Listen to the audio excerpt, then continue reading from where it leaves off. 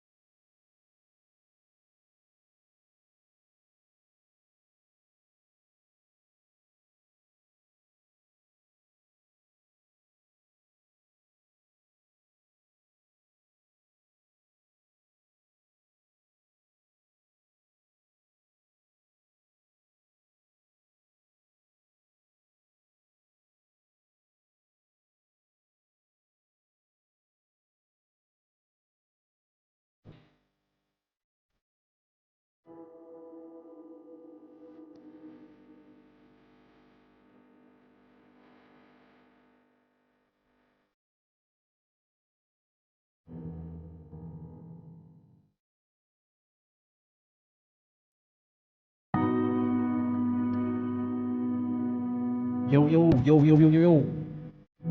What's good, y'all? What's good, y'all? I'm your host with the motherfucking most. Chill, motherfucking man. Of course, you're now tuned to live from the spot. Shout out to everybody tuning in, not feeling,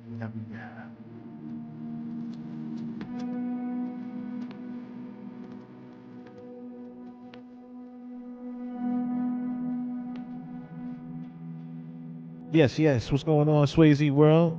What's going on, Medusa? How's everybody doing this Sunday evening?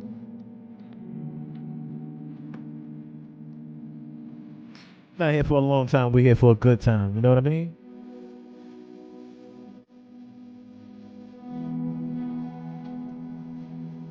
Got a couple things to get into tonight. I like lo-fi vibes too. I love the lo-fi vibes, Swayze. That's chill. That's good.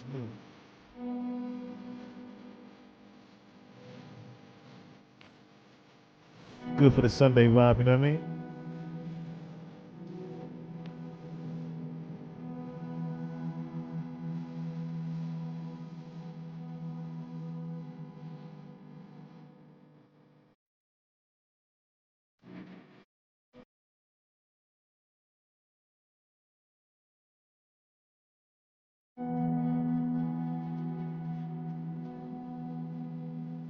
Yeah, let's get into it. Let's get into it.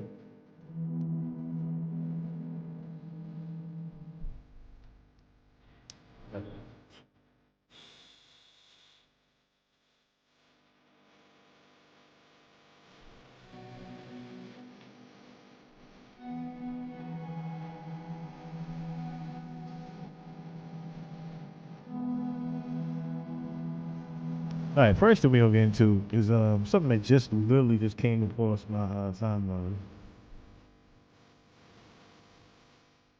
Something that literally just came across my timeline not too long ago. So, if you guys remember Drake's quote unquote shooter top five, well, top five apparently is switching sides now. I could not believe my eyes and ears. Like I truly could not.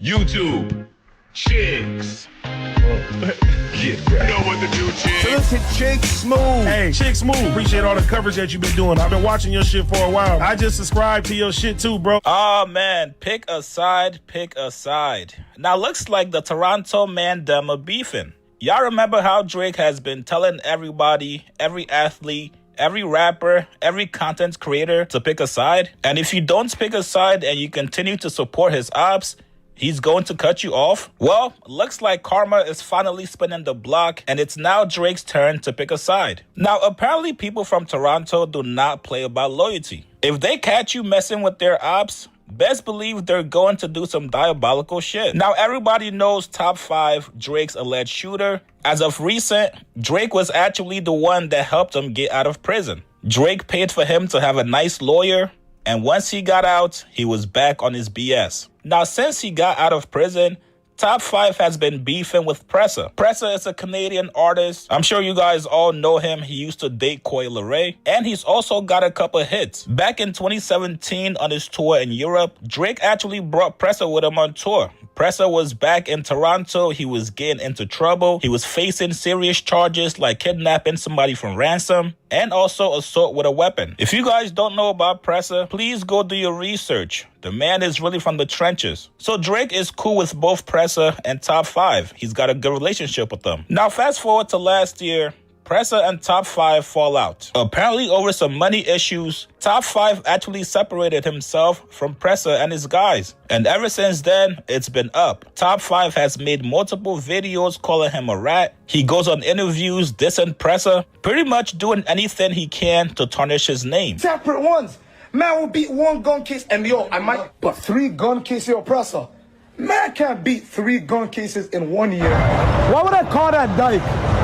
Matter of fact, I just got the verse from Coleray yesterday. He's a I know everybody in this camp is gonna die at this because he's such a GC. Once I release a song with Coleray, that's the only way that guy's gonna slide. He's not gonna slide about his dead homies, no dissing, I'm not dissing the dead. He's not gonna slide about his mans or his people getting shot. He's gonna slide for Coleray. That nigga will come to my block and yellow tape it for Coleray. That nigga will catch a body for Coy. Fuck Top 5, man. Top 5 keep calling you. I'm from Toronto. We them niggas, man. Oh, shit. Top 5. Fuck Top 5. GGGK. You know we rockin'. We all tied in LA live. Whatever happened between these guys, Pressa and Top 5, it's very personal. So much so that Top 5 is willing to destroy his relationship with Drake just because Drake is supporting him. Today, Drake posted Pressa's album that just came out this weekend. You know, because that's his mans. You gotta support your mans when he drops an album. Drake gave him a shout out on his Instagram story saying new machine out now, which Pressa was happy to get the support from Drake. He responded back saying, for life, Big Crody. Well, one person that was not happy to see Drake support Pressa. Now, see, that's nasty work right there. That's nasty work on Drake's part because you know that these two are beefing. Now, here's the thing, right? I understand you're trying to save face and not necessarily pick a side between your two mans, Pressa and Drake. I mean, Pressa and Top 5. But at the same time, you gotta switch phones, okay? But at the same time, my my thing is you don't loudly promote your shooter's ops. And then this becomes one of those things where I'm like, okay, maybe Drake is just blind to the fact that they are beefing. Maybe he just is not in the know that they have problems. because Drake has been very known to be naive to the underworld of the six, even though he claims to run it. You know what I mean? He's always been very oblivious to how what's really going on in the trenches of the six. And this is one of those things where it's very obvious that you are very naive and oblivious to this whole thing. Because for you to even post Pressa's album when Pressa has many viral videos, not just the one where he walked upon Neon, not just that one. He has multiple videos where he's dissing Top 5. This is not a new beef between those two.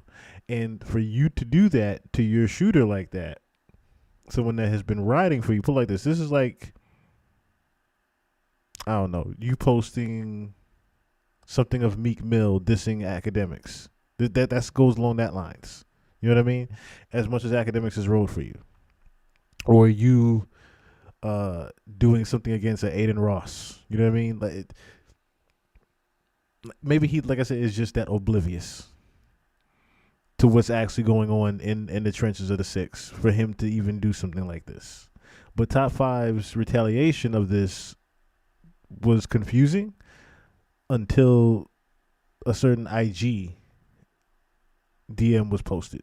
So it is up. Top 5. Top 5 went on to do one of the most diabolical, devious, demonic shit I've seen in a long time. The man could have easily ignored this post. He could have been on his Ray Charles, hey, listen, that's Drake. If he wants to support Pressa, that's cool. I'ma just act like I didn't see it. But not Top 5. So Top 5 goes on to post a picture of Kendrick Lamar at the Grammys. And he posted it with the caption saying tune. Now, initially, I thought Top 5 was trolling. Top 5 probably texted Drake behind the scenes saying, yo, people are on my ass. They saw you promoting Pressa. I gotta do something, brother. Just let me post this Kendrick Lamar picture in retaliation. Now, that was all until I saw Top 5 actually posted the part where Kendrick Lamar calls Drake a PDF. Allegedly. Certified lover boy, certified pedophile. Now, even Hitter J3, Kendrick's mans, couldn't believe this. He posted saying, yo, now Top 5 switching sides.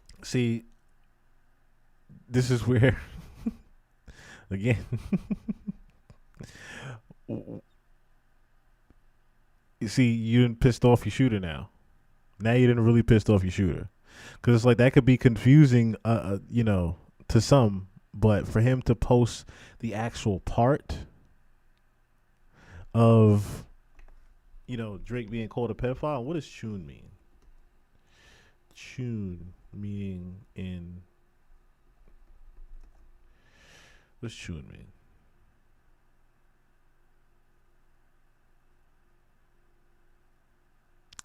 So tune, of course, means like tune. It's Toronto slang, of course.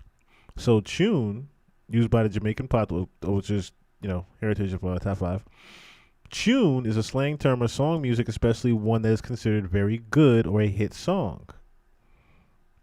So him posting, of course, tune, he's bigging up Kendrick Lamar's song and even posting that lyric. Now, if you guys don't know who Jay Hitter 3 is, I played a clip of Jay Hitter 3 talking to Top 5 on Academics Pod before. And as you remember that back and forth that they had, it wasn't necessarily too good on Top 5's side because they was pretty much punking and sunning Top 5 that whole time. That whole time they was really sunning Top 5, saying, yo, you ain't gonna do shit when you come to the West, this, that, and the third. You keep talking about you gonna come to the West and beat up Kendrick Lamar and shoot Kendrick Lamar and all this other shit. You seen going to hotels and whatnot where he at. When he came to the Toronto show, you trying to bang on hotel walls and whatnot at the Nobu. Like, you done did all these antics dissing Kendrick Lamar. You said fuck Kendrick Lamar multiple times on multiple platforms. Did your own little interview where you had some chick that you just met trying to get her little podcast on, so you pretty much just shoot it or whatever and make your little interview dissing Kendrick Lamar. All for you to do this? I'm with J3. Nah, stay on that side, bruh. Don't come switching sides now because your mans don't need you no more. Because we all said that. What happens when Drake doesn't need you no more? What's going to happen when Drake don't need you no more? And posting that. Nah, stay on that side. It be all good when niggas be pawns to you off the board. And then it gets even more crazier, you guys. He shares his messages with Top 5. He tells Top 5, oh, we homies now. I bet. Top 5 says, my dog, what up?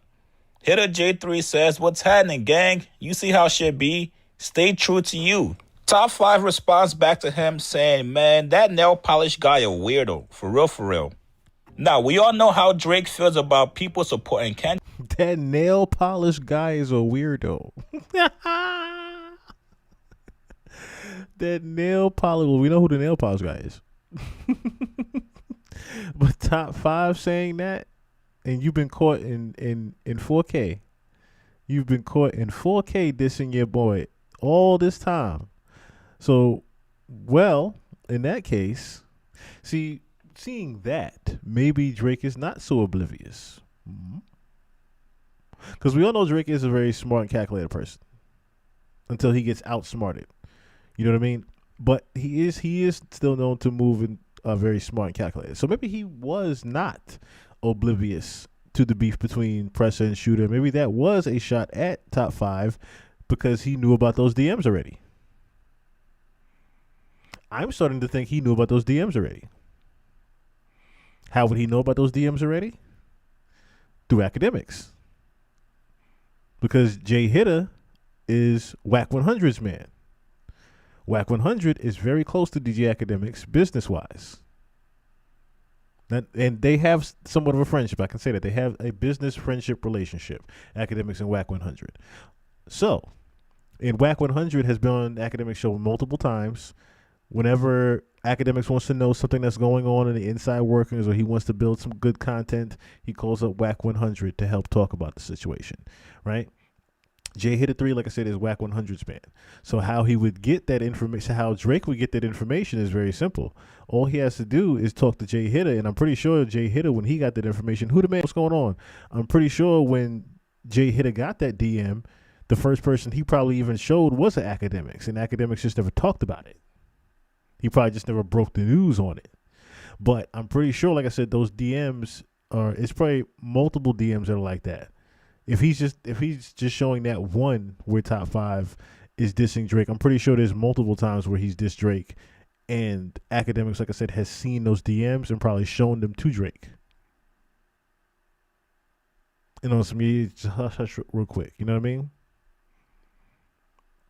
So now, like I said, Drake moves very quietly and silently and posts the Pressa album, knowing that that's Top 5's op. I'm pretty sure, like I said, now seeing that information there with that DM, it would make sense why Drake would do that. Also, I'm thinking about this, right? So remember when I went a matter of fact, no, I kind of called this. I kind of called it because I was like, it's an either or thing. When the Neon situation first happened and Pressa was seen saying, fuck Top 5. That the most recent happening. When Neon said, when Pressa was came up on Neon on his stream and said, fuck Top 5, I said, wait, he's saying that openly knowing that that's Drake's shooter. I said, this could either be a situation where Drake is not involved in this, or he is involved in this and has nothing more to do with Top 5. I have to pull that video up now. I have to find that video where I was literally talking about it, because I think I remember what pod I did that on. It was either a situation where he doesn't need Top 5 anymore, and he's letting the rest of his ops just run wild on him. Especially when you have a Pressa, because Pressa is known to be Drake's man. Pressa is like publicly known to be Drake's man. He signed him to OVO at one point. So I can definitely see, like I said, this could be a thing where he doesn't even need Top 5 anymore, and he's loudly saying that. Drake, let alone people trying to insinuate anything about him being a PDF. The man filed lawsuits and went to court behind this. He's dead serious about it. This is some next level hatred right here. Especially considering when Top 5 got out of prison, the man was damn near ready to do a drive-by for Drake. Kendrick and his people? Kendrick Lamar? Yeah, you're scared of Kendrick? Tell him come to Toronto. Swiss cheese. What happened if he comes to I'll get the Toronto? low. I'll get the low, put on my Nike Tech Black. So why'd you get us a driver? Put the window down, it is what it is. Get some fresh air. Where's Drive-By King? Drive-By King. Yo, where's Drive-By King? Drive-By King's right there. We can't even do Kendrick Lamar on feet. We gotta make Drive-By King, Baby K, Drive-By. Crazy. So do you think that Kendrick won the rap? No. He was doing all Drake's this. about every door in the Noble Hotel. Man even cut everything off. Man bought everything. He's a bitch. We're gonna slap Kendrick if we see him. Oh shit. You know why I never dropped that little boy that will slap. You know why I never dropped the first day out? You know why I never dropped the first day out? Yeah. I went to my cousin, man, and I prepared them little things for Kendrick, man. I prepared the little things, everything for my boy Kendrick. I want to greet him. Yo, could Kendrick come to the 6? Kendrick say about to book a show. He say about to shut the place down still. You sure? Probably gonna be with all the police. No, even he's with the police. He's done. He ain't coming. See what I'm saying? You did all this and did all these antics dissing Kendrick Lamar for you to not post him with the Grammy, singing Certified Lover Boy, Certified Pedophile. You did all that just to flip the script, and now you doing this shit, dog.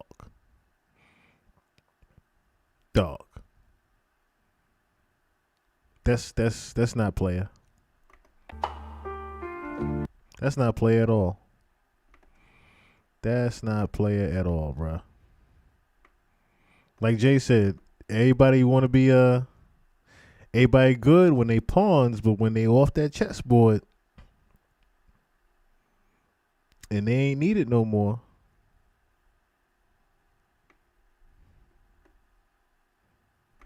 Congratulations, you played yourself. That's how I feel about that. You posting tune, and you seen in DMs calling Drake a weirdo. Seeing that nail polish guy's a weirdo. Now I'm starting to think Drake knew about you already, bruh. Congratulations, you played yourself. I think Drake already knew about you. Because now maybe it's going to come to the light that you was never this big gangster that you claim to be. And you pretty much been just doing your Tekashi 6ix9ine thing. That's literally what could be interpreted here, that you just been another Tekashi 6ix9ine in Toronto. He ain't fucking coming. It's Metro over. Boomin too. It's a no-fly zone, Yo, man. Metro Boomin, man, I see what you're trying to do with my boy, man. Don't do that, man. Don't do that. It is. Now, what I'm thinking is that there has to be more than this. Drake and Top 5 had to have gotten into a huge argument about this. There is absolutely no way that Top 5 is fake supporting Kendrick just to piss off Drake, the man that held you down while you were going through your situation in prison. Even if you were pissed off watching Drake support Pressa and posting his album, that's not something you would make public. That's something that you handle internally. This now makes Top 5 the first ever OVO artist from Toronto to publicly support Kendrick. Even if you wanted to get back at Drake publicly, he has so many embarrassing pictures you can post online. But for you to go and post his op and then go post the diss record that pretty much changed people's perception about him, I feel like that's a little bit crazy. You guys get in the comments below. What do you guys make of Top 5 getting revenge on Drake by posting Kendrick Lamar? Like, for real. For real. Like you played yourself, bruh. You completely played yourself when it comes to this. There's no other way around it.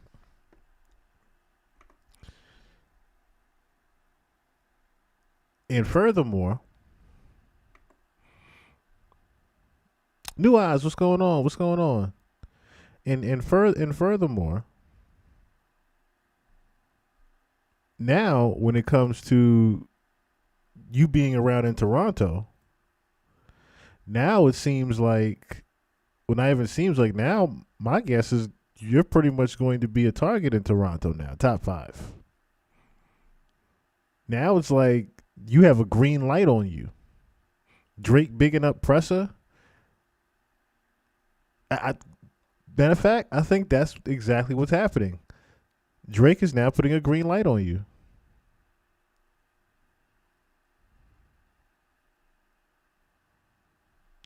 What's going on? What's going on? Top 5 threw his integrity away to defend Drake, and now it backfired. Absolutely. Absolutely. You threw it all away for Drake. You threw it all away for Drake. And as soon as he do something that's green, that pretty much, solidifies that he's not running with you anymore.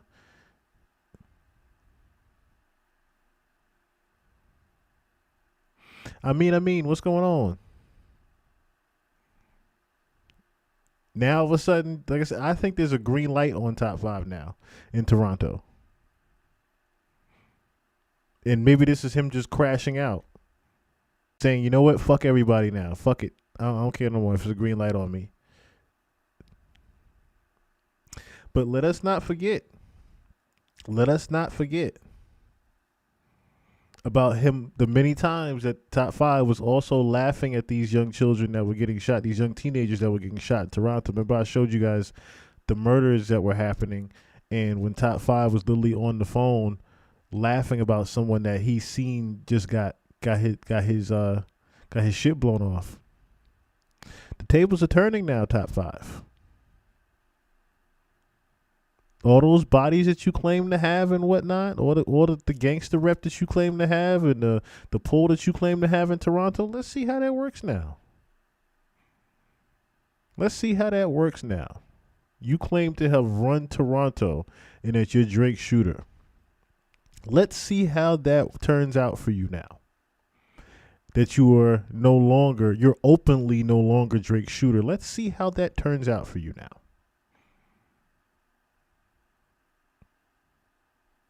I have a feeling we're going to be hearing about Top 5 within the next coming weeks. Probably within the next month or so. Because it's not like in the States. You know what I mean? It's not like this beef is in the States. So, like I said, I can already assume and see what's going to be happening here. And I also want to, say that if something is to happen to Top 5, Top 5 is considered, from what I've seen and from what I've played you guys, Top 5 is considered to be one of those people where if something does happen to him, it's doing the police a favor. If you get what I mean.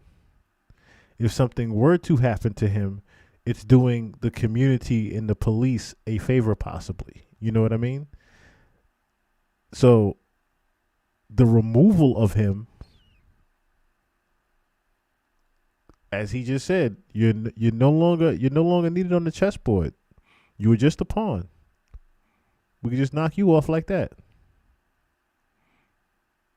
You were never anybody big. You were only big because you kept saying that you were Drake's shooter. Now that is no longer the case, your protection is gone.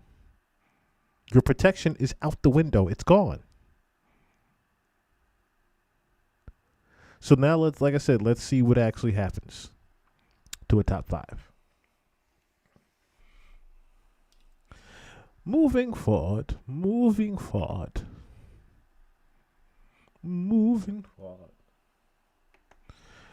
So Diddy's mom ain't too happy.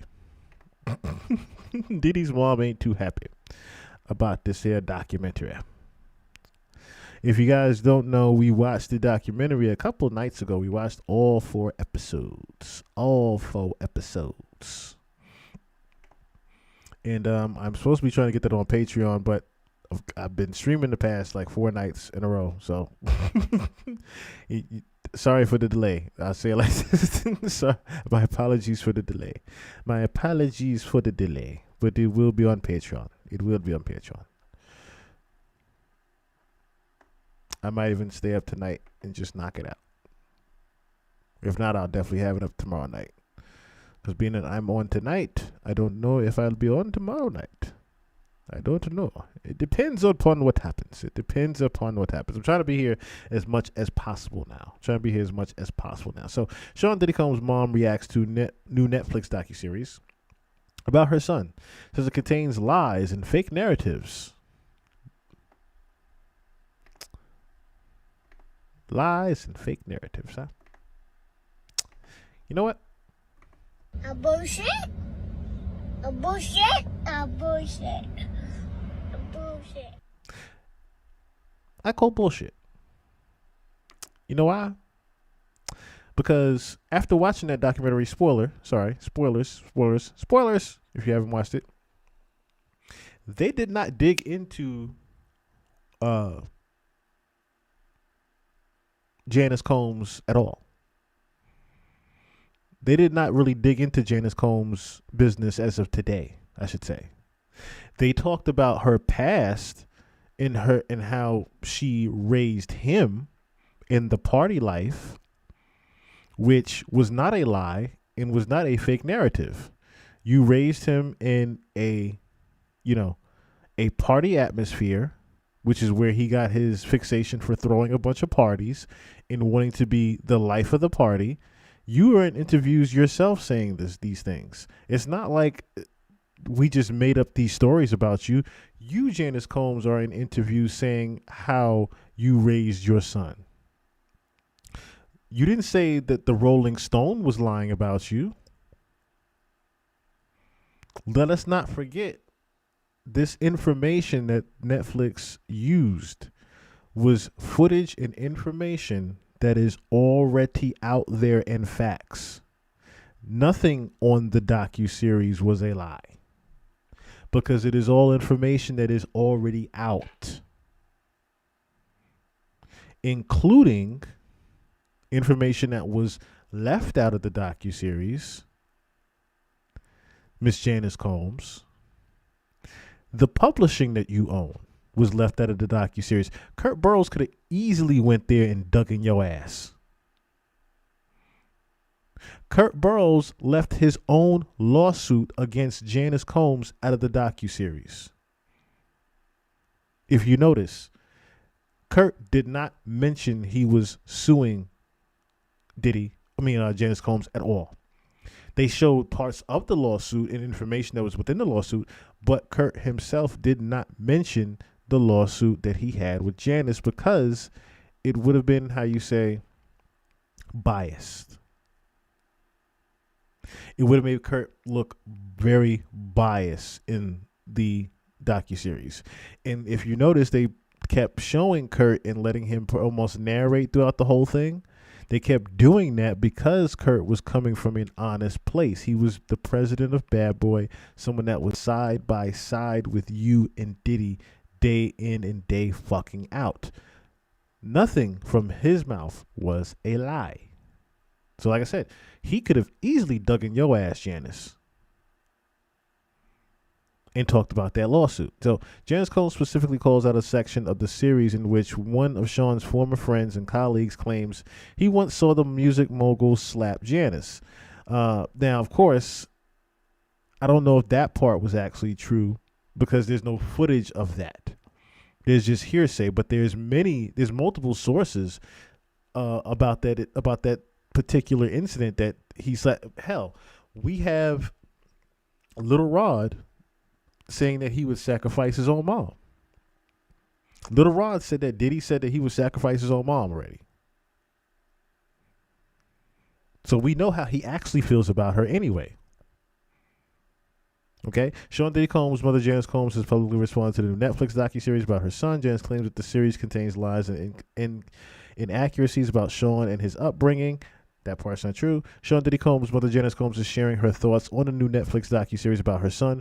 In a statement to Deadline published on Saturday, December 6th, Janice said that the 4-part series, which was released on the streamer on December 2nd, contains lies and inaccuracies about Sean's life. I am writing this statement to correct some of the lies presented in the Netflix Sean Combs Reckoning. She wrote, these inaccuracies regarding my son's upbringing and family life is intentionally done to mislead viewers and further harm our reputation. No.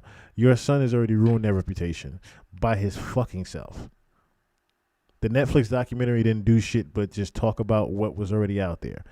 Your son ruined your reputation his fucking self. She went on to specifically cite an interview from the first episode of the series that explores a 1991 incident in which 9 people died during a stampede at a charity basketball game promoted by Sean at the City College of New York.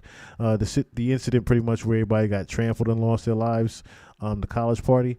In the interview, Sean's former friend and colleague Kurt Burrows claimed he saw the singer slap Janice that day, something which she denies. Now, again, if Kirk Burrows saw it, Kirk Burrows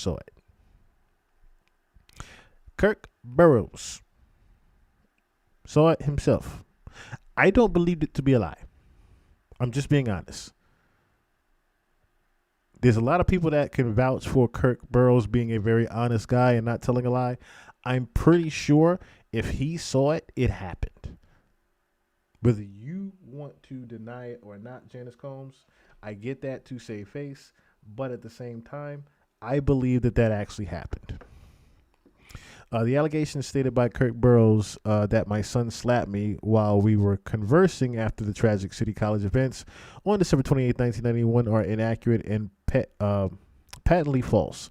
Janice said in her statement to Deadline, that was a very sad day for all of us. For him to use this tragedy and incorporate fake narratives to further his prior failed and current attempt to gain what was never his, Bad Boy Records, is wrong, outrageous, and past offensive. So let me also clear that part up.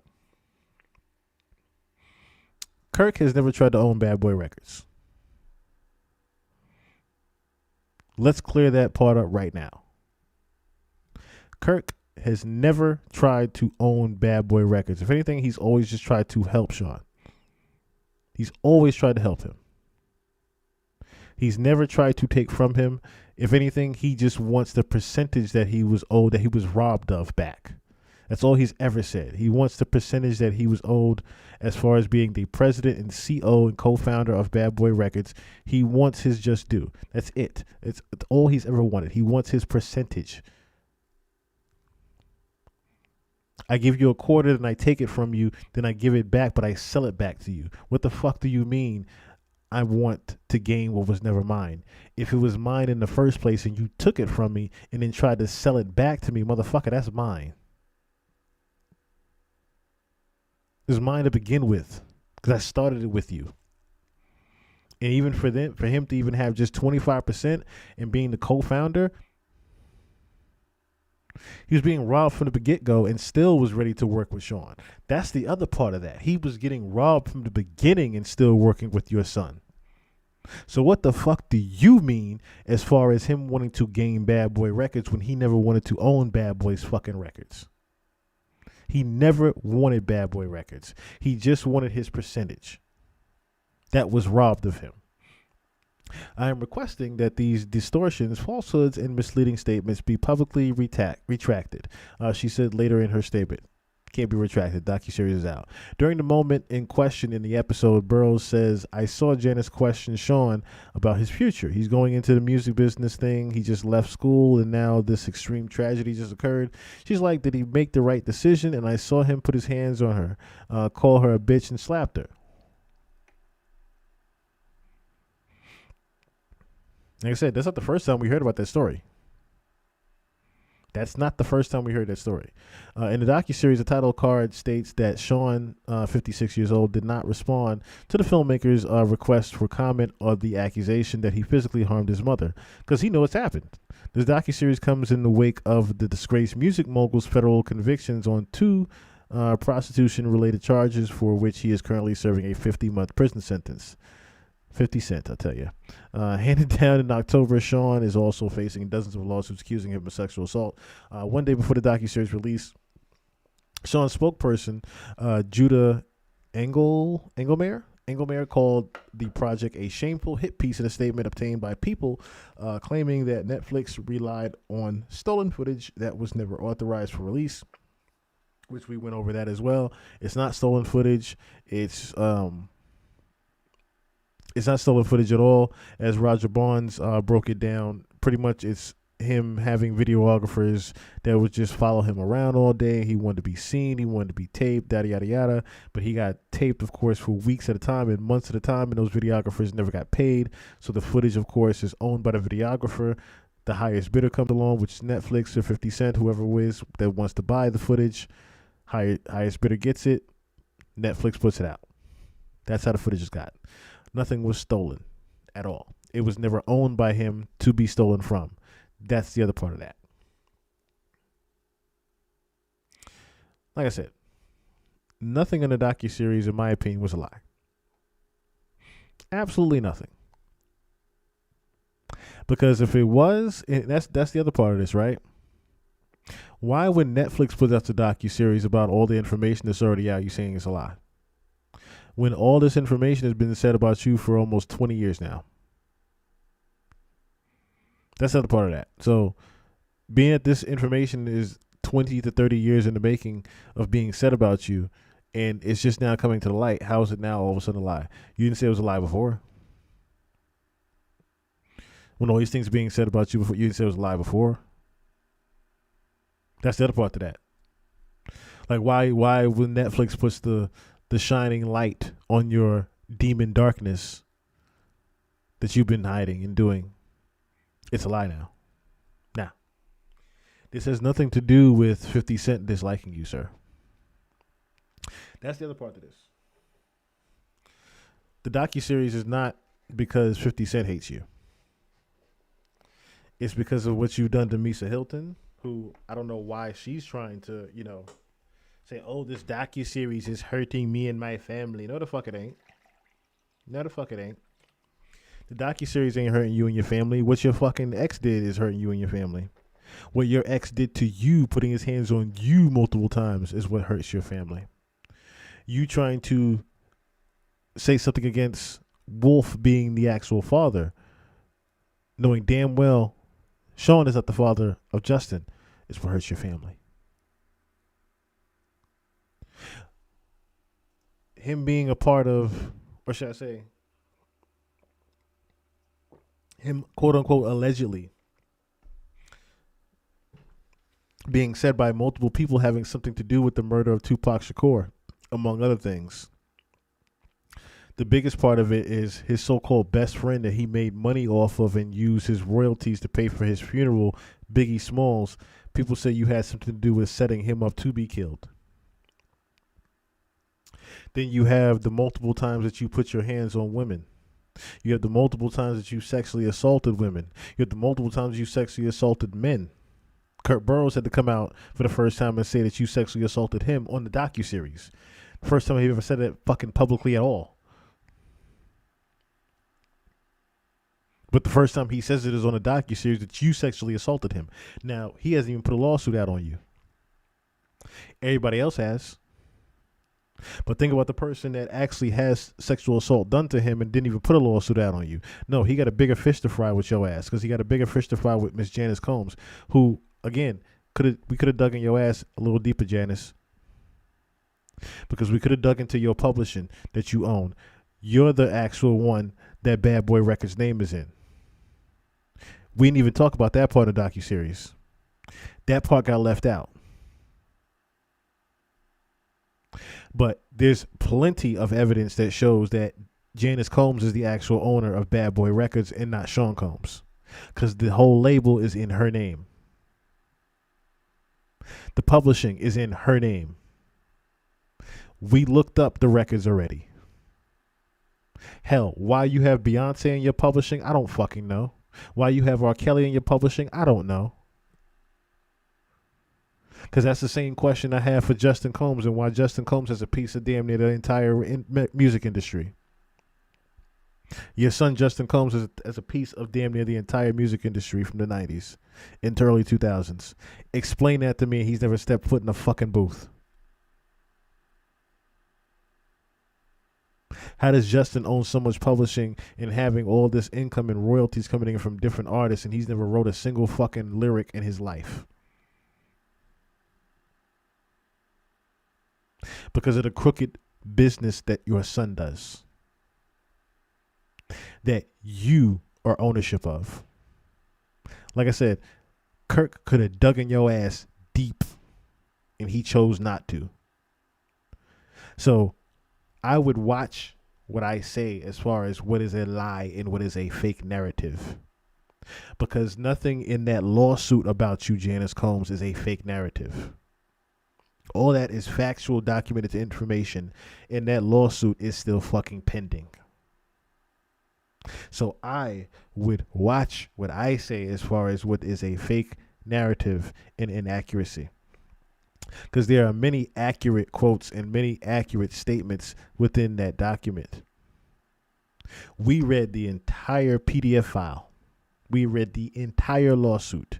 There's nothing that is a fake narrative in there, Janice. There is a lot of factual information, and the docuseries that you say has a fake narrative of it didn't even touch on that lawsuit. You need to be thankful that they didn't dig into you and your actual business dealings and what you have to do as far as your ownership and affiliation with Bad Boy Records. You bet to pray to God that that doesn't come to light on you. Because let a judge find out that you are the owner of Bad Boy Records. Ho, ho, ho, ho, ho. Let a judge find that out. DJ Beer Gang, what's going on? Let a judge find that out. Let a judge find out. Oh, wait, who owns Bad Boy? Wait, all of this shit is in Janice's name? The house, the cars? Wait, all this shit is in Janice's name? All the shit that's signed off of is in Janice's name? Oh.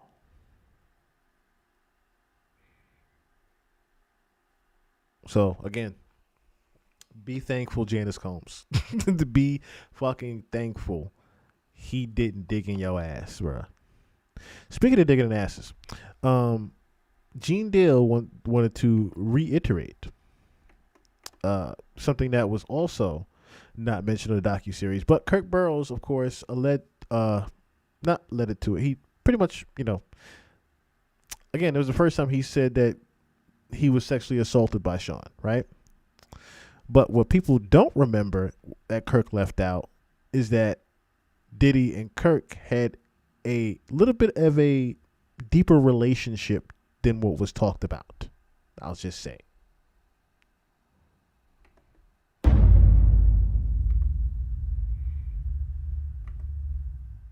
And when I was looking at this documentary, we already know that Diddy, he took Kim Porter from Albie Shore, but I had no idea that she was working at the front office at Uptown. Well, first of all, man, they got part of the shit right. You understand? And they was talking about how Kim Porter worked at the front desk. How did Kim Porter, coming from Georgia, get a position like that to work at the front desk of Uptown Records? You understand? First and foremost, you got your man Russell Simmons out here dealing with these young girls. You understand? Kim Porter was one of them.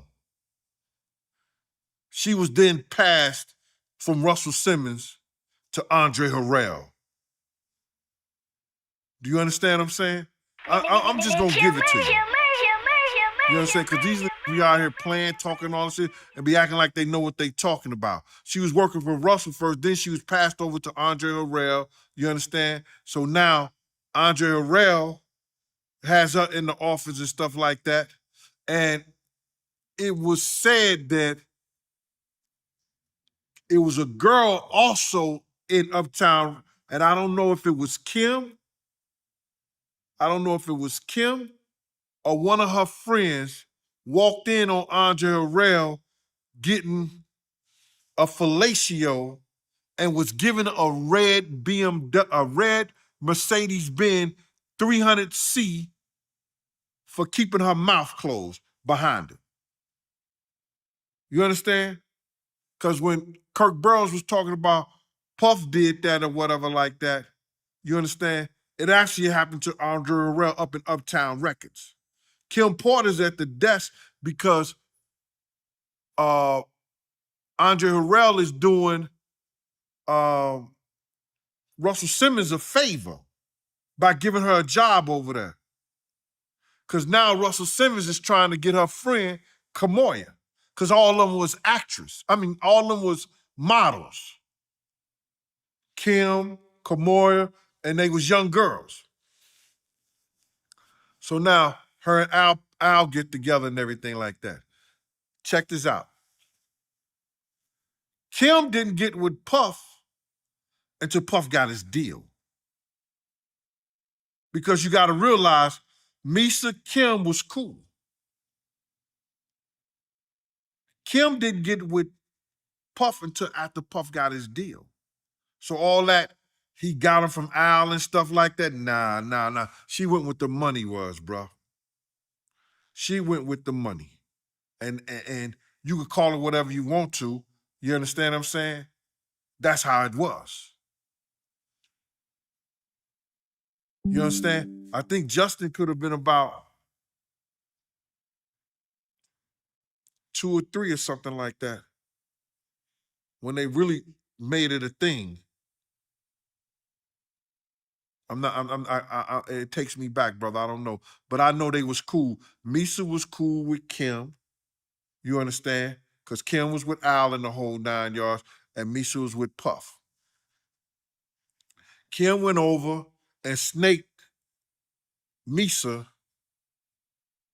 with Puff when Puff got a deal, when he finally got that deal with Clyde Davis. And the money came in. So she started messing with him, this, that, and the third, the whole 9 yards. Now, it goes deeper than that.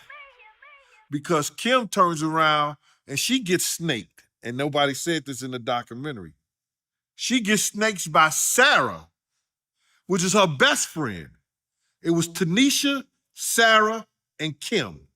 Those 3 girls right there used to always be together. So she done snaked Misa. He's talking about Sarah Chapman. Now, the crazy part about Sarah Chapman is that Sarah Chapman was originally with Tupac. You understand? Sarah ended up snaking Kim over a $500 bet that Puff had in the office that he was going to take her from some basketball player dude that she was messing with at the time. Gary Payton? Gary Payton. You're right. Gary Payton. Now, allegedly, I don't know if Gary was messing with her or whatever like that, but that's what he said. But Sarah goes deeper than that. Sarah was messing with Tupac. She was messing with Corey. And she goes with Puff and have a baby by him. You understand what I'm saying? So all these girls who all are friends get manipulated by Puff, and they at one time was like enemies. They wasn't effing with each other. Then all of a sudden, I guess money had changed that whole shit for you. What was Puffy's relationship like with Kirk Burroughs? Bruh. Kirk Burroughs was the president of Bad Boy. Now, before he even speaks on that, real quick, just want to add that whole circle of friends. If you notice from the names, those first 3 names were kind of getting passed around. God bless the dead with Kim Porter. From what Gene is saying, Kim was getting passed around. I don't necessarily think Kim was getting passed around, but I do think she was, again, like a Cassie at the time. Like they all pretty much were like a Cassie, young and naive and, blinded by the lights of the glitz and glamour and the fame and the money, like he just said, right? So you get Amisa Hilton, who was also at one point with Suge. I believe, did Misa have something to do with Pac? I think it was just Suge. Hold on.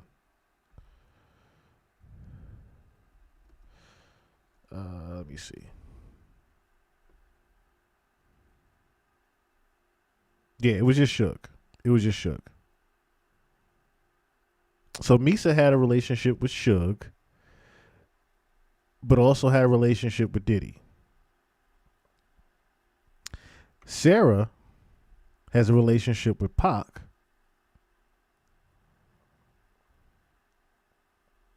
but then has a relationship with Diddy.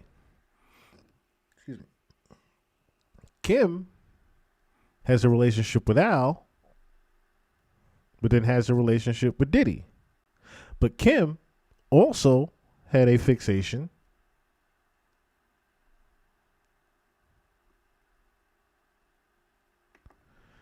with Tupac, if you remember.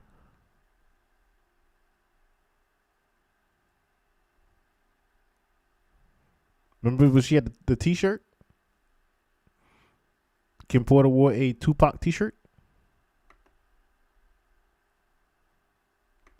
So again, all these women were pretty much, in a way, getting moved around from person to person. I'm just now, like I said, connecting the dots as far as the girls go. Because like I said, Sarah and Misa had have relationships with artists on death row, or should I say people of death row, and Bad Boy. And you could almost say the same thing for Kim Porter when it comes to Tupac. Because Tupac was, the only reason Diddy, remember, even liked, or should I say wanted Kim Porter was because Kim Porter had a fixation with Pac. That was part of his thing. He wanted whoever Pac, or not Pac wanted. He wanted whatever Pac had. So being that she had a fixation with Tupac, that was another incentive for Diddy to have Kim Porter. I met Kirk, because I knew Diddy from the same gang. I didn't meet Kirk until Diddy asked me to start letting him call in so I could do security for him or whatever like that. It went like I wouldn't do security unless Puff called me himself. But then he said, yo, let Kirk, because I don't know my schedule, Gene. I don't know what I'm going to do. Let Kirk, call you and let you know what schedule I have if you could do security for me on those days. Now, I told Diddy at the time, yo, man, I don't want nobody to know anything. So if anything happened, you don't know me. All right? I told him that. Just like that. If anything had to go down, you don't know me. And I was saying that in the sense, whereas that if anything had to go down and shit like that, let the people do their own homework. Don't give them my name up and everything like that. Anybody would tell them like that if you are doing security for a dude of that caliber. So now, Kirk Burroughs, me and Puff, for some odd reason, after the Red Zone, because Puff used to do, they didn't talk about this, he used to do The Building, Daddy's House, whereas that unsigned rappers, unsigned artists would rap at this place, and it was called The Building on Monday nights. Then he would do the Red Zone on Wednesday. I would have to go with him and make sure that he was all right and take the money to Kirk Burroughs' house after the Red Zone. But I didn't think nothing at the time. At that time, I didn't think nothing of it, that he was spending the night with Kirk Burroughs either every Wednesday night.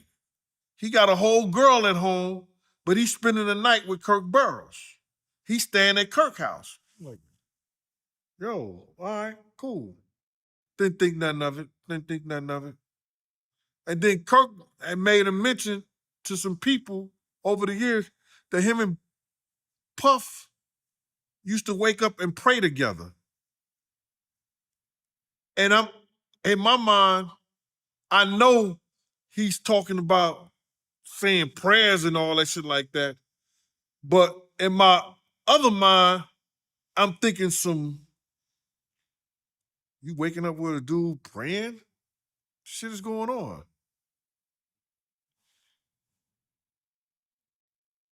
Then there was a situation that somebody said long time ago in the office, they caught Kirk giving Puff a fellatio in the office. Now, that was the rumor that was going around. How true it is, they was lovers. It came out in his lawsuit.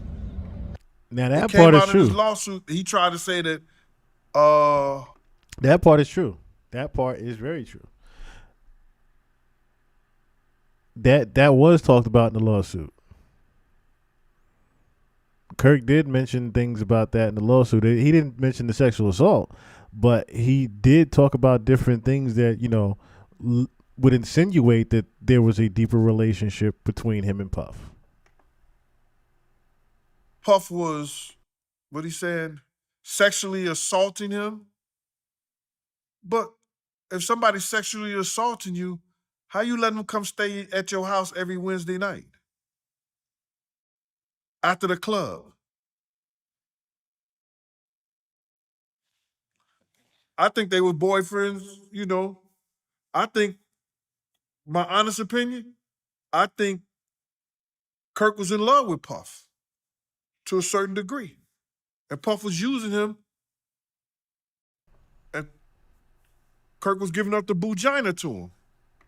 Which, you know, like I said, again, respect to Kirk. It only makes sense when you think about the whole business dealings. Remember, like I said, he only owned 25% of the label. Even though he was the co-founder and president of Bad Boy, Kirk only owned 25% and Diddy owned the other 75%. The deal was fucked up from the get-go. Not even a 60-40 or a 70-30 with your mans. You do he just gets a quarter and you take the quarter away from him and you try to sell the quarter back to him later after you threaten to beat him up out of the quarter. Like, you only doing that to your bitch or whatever. If you wanna call it like that, excuse my language. You only doing that to your female. Put it like that. You only doing that to someone that you disrespected and just using. That's literally how that even sounds to me.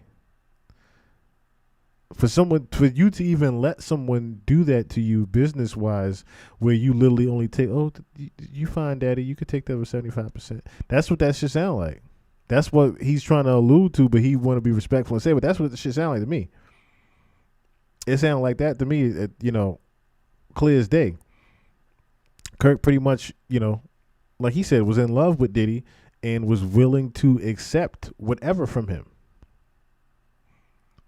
Even if it meant him owning majority of the label and him just still, that's the other thing, right? I got 25% of the label, but I'm handling all of the management work. I'm handling all the business shit. I'm handling all of the paperwork. I'm doing all the lawyer shit for you. I'm doing everything behind the scenes that all the shit that all people see is you on the phone talking to people, but in hindsight, it's really me doing all that business dealings for you to even be talking on the phone to these people. And while you're getting your hair cut and whatnot, and MTV filming you and shit, all that shit is me behind the scenes. And all I got is 25%, while you got the whole other 75%. Kirk was literally getting fucked and was taking it. I wonder if that's where Diddy got take that from. Anything Puff asked him to do, he would do. You know, he'd go at people, he'd talk shit. Kirk would talk shit to you on the behalf of Puff. And I believe that was his man to a certain degree in his mind. And the way he was saying shit on that documentary, you could feel that they had a relationship. He was hurt behind being Justin's godfather. He allowed Puff to tell him that he was caught up with Misa and everything like that. He believed all this shit. That's what I got out of it. I don't know what you and the other people got out of it. He was saying like he was a scorned lover. But how did you find out that he gave Diddy fellatio? You know who they came from? Well, we heard that a long time ago. Like when I was working for Bad Boy. I heard that rumor a long time ago. I was working with Bad Boy that Kirk was caught up giving them a fellatio in the office, and they got rid of one of the interns for walking in on him or something like that. You understand? But then Kirk come out in this documentary, in this lawsuit, and say he was giving Puff was making him, giving him fellatios and the bugina. That's in his lawsuit. But I guess if Cassie is a scorn lover, Kirk has the right to be a scorn lover too. Right?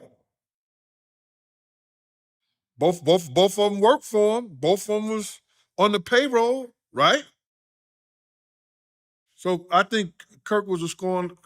Kirk, he do, and people knew this back in the day. He was 25% of Bad Boy. He did start Bad Boy. He did help grow Bad Boy, the artist, get the money, do all the things that he said as far as the business part of it. Kirk did everything he was supposed to do for the business part of it. But he still was Puff lover. He still was Puff lover. He know that. And he was his employee.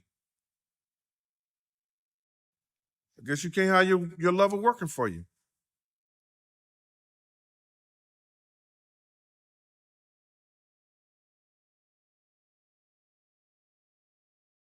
Can't have your lover working for you. That's very true. I agree with that part. Can't have your lover working for you. Now, again, like he said, Kirk did say that in his lawsuit. So I can already I can already see where he's coming from as far as it sounded like he was it sounded like he was a hurt lover. But Kurt did sound very he did sound like a very scorned person in the documentary. So, like I said, if anything,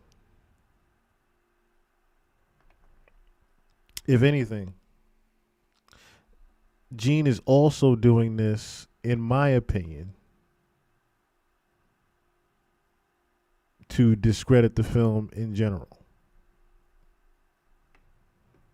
That's what I think. I think he's doing that literally to discredit the film in the documentary. Because, again, you got to remember, he feels cheated out of the documentary that Kirk did this. He felt that Kirk did the documentary behind his back and took the information that he was going to use for a documentary that they planned to do together with another individual. And because Kirk has done this now with Netflix pretty much for free, you know, I think Gene also feels a little bit hurt behind that. And like I said, he's doing this more so to discredit, if anything.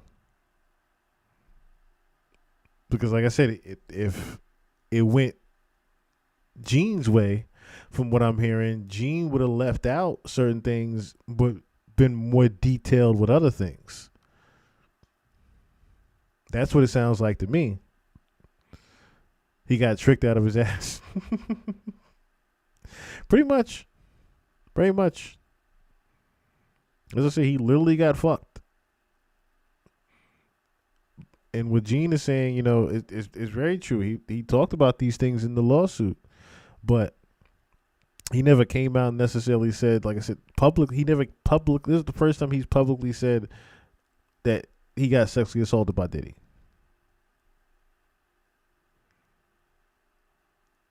Yeah, you can see it in Kurt. Kurt damn near crying The Kurt eyes is red the whole time while he talking.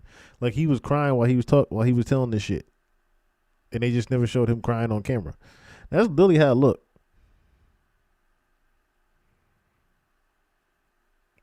That whole damn docuseries, Kirk looked hurt.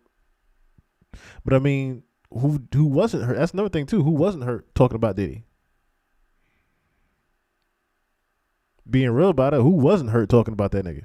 Hell, Eric Sermon like he was watching his words. He was reading off a teleprompter. to me, every time Eric Sermon came out, it looked like he was reading off a book or of a script. I'm like, did you write this shit down before you came out? Because he was watching his words very carefully, even down to the point, like I said, he didn't want to mention that he was dating Misa. Remember? There's no person Misa was with before Diddy. Eric Sermon. Eric Sermon that's just my friend. that's just my friend. What do you mean it's just your friend? All right. You was diddling dabbling with her too. Don't act like you wasn't. Why does this shit keep going off and coming back? I don't understand what's going on. 1 minute the damn minute there, next minute's not. I don't know what the hell happened. That shit was just there the entire beginning of the damn show. I don't know what the hell happened. I'll figure it out in a second. All right, moving forward. Well, not necessarily moving forward. In other parts of the news, because like I said, Diddy, in my opinion, I've said this many times before, and this is confirmation of what I've been saying. This is full proof confirmation of what I've been saying. Diddy is literally being held right now, and that documentary had a lot of extra information. A lot of extra new information. Remember before I said, I don't know if a lot of people knew Orlando Anderson was the nephew of Keef D. The same Orlando Anderson that had the fight with Tupac in Vegas the night he got shot. The same Orlando Anderson that they are saying killed Tupac and has something to do with Pac's death, right? The same Orlando Anderson, like I said, is nephew to Keef D. The documentary emphasized on that, right? Also, broke down Zip. Now, I want to talk about this too. You notice Gene did not deny what happened with that check. He talked around it, but he still would not deny that he saw a check given to Zip. Now, the amounts have changed between $500,000 and $1 million, right? But a $500,000 check was seen being given to him. The negotiation was $1 million, $500,000 up front, $500,000 after you actually kill him. That was the negotiation for Pac's killing. In the documentary, they talked about that $500,000 check that was given to Zip up front.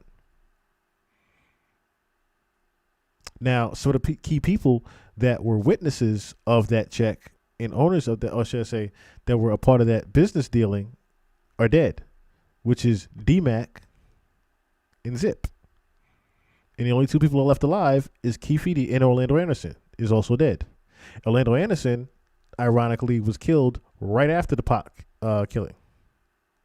Now, of course, same way with Nipsey Hussle, you see the guy that supposedly is the shooter, he gets thrown away for life, and then death threats and all that. I think he got killed not too long ago. I'm not too sure.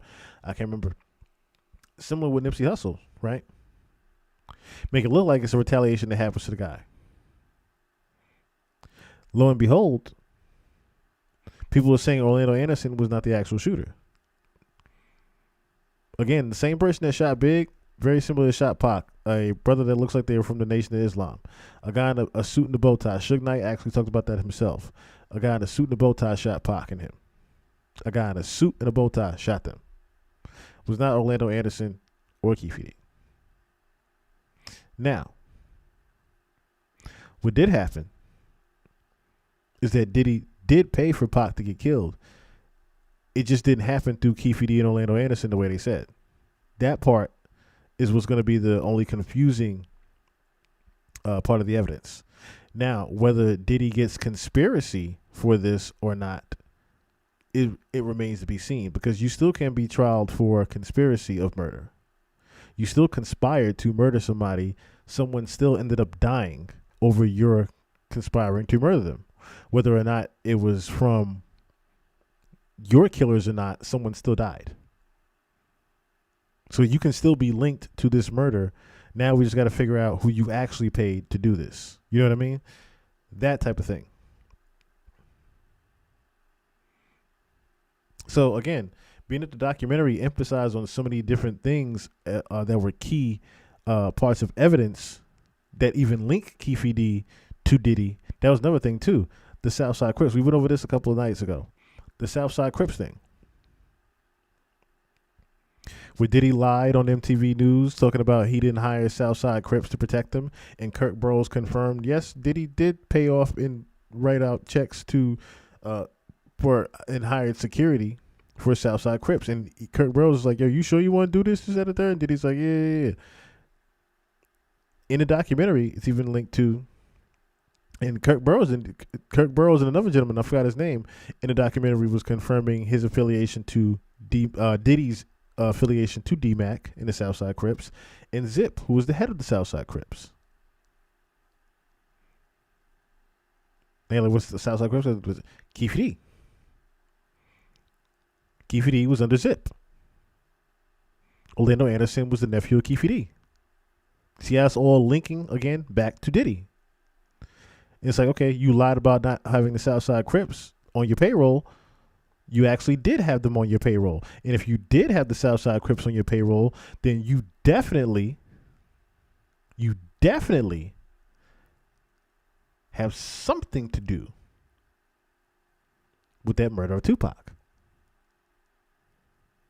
And you most definitely, possibly, also have something to do with the setup of Biggie Smalls' killing. But the focus is going to be emphasized on the Tupac murder. Remember when it was a breaking news and they were like, we going to Orlando Anderson's old house or whatever. Orlando Anderson long gone dead, but they specifically said on the news that they were going to Orlando Anderson. There was information that they found, I think, in Keef D's house or something like that. When they arrested Keef D, pretty much, they arrested Keef D because it was in connection to Orlando Anderson's killing to Tupac. They specifically said in the news that they found information that linked Keef D to the killing of Tupac through Orlando Anderson. Whatever video evidence that they had, Keef D's, that's why I played the audio of it, Keef D's actual statement to the police and linking Puff to the Tupac murder was played in that documentary. Keef D said out his own mouth that Puff paid for the murder of Tupac. Keef D said it out his own fucking mouth. Okay? So I was laughing hysterically today when I saw this come across my timeline. Remember I said the trial was going to happen in February. I'm like, that's a little close. I ain't say it out loud, but it's a little close. It's a little close. It's very close. It's a little close. Then this documentary comes out, and all of a sudden it gets pushed back. I'm like, oh.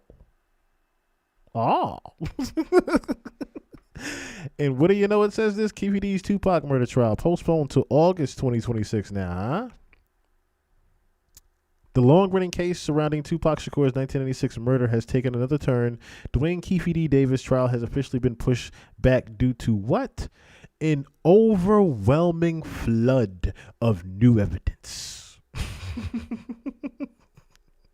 I said a what? Verbatim. And this is all over the headlines now. An overwhelming flood of new evidence. I wonder what the flood of new evidence is, you know? KSNV reports that a Las Vegas district court judge set a new date for the trial to begin on August 10, 2026. The trial was initially scheduled to begin on February 9th, 2026. Keef D's attorney, Robert Draskovic, told the count that the discovered material is voluminous. It means it's a lot. It's a lot. It's a lot. and requires significantly more time to review.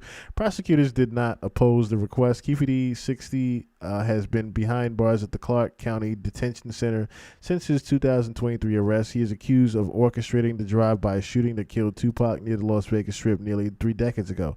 Now, when I'm hearing this, that's funny. They got a picture of Pac smirking. Rest in peace, my nigga. I know you smiling from having looking at all this shit right now. I know you are. Over the years, the former Southside Compton Crips affiliate has spoken publicly about the shooting. At times, he placed himself at the scene. Other times, he insisted he exaggerated details to sell books or land interviews. His statements have further complicated the case and its investigation. Keef D remains in custody as his defense sifts through the massive case file ahead of the 2026 court date. What was I gonna say?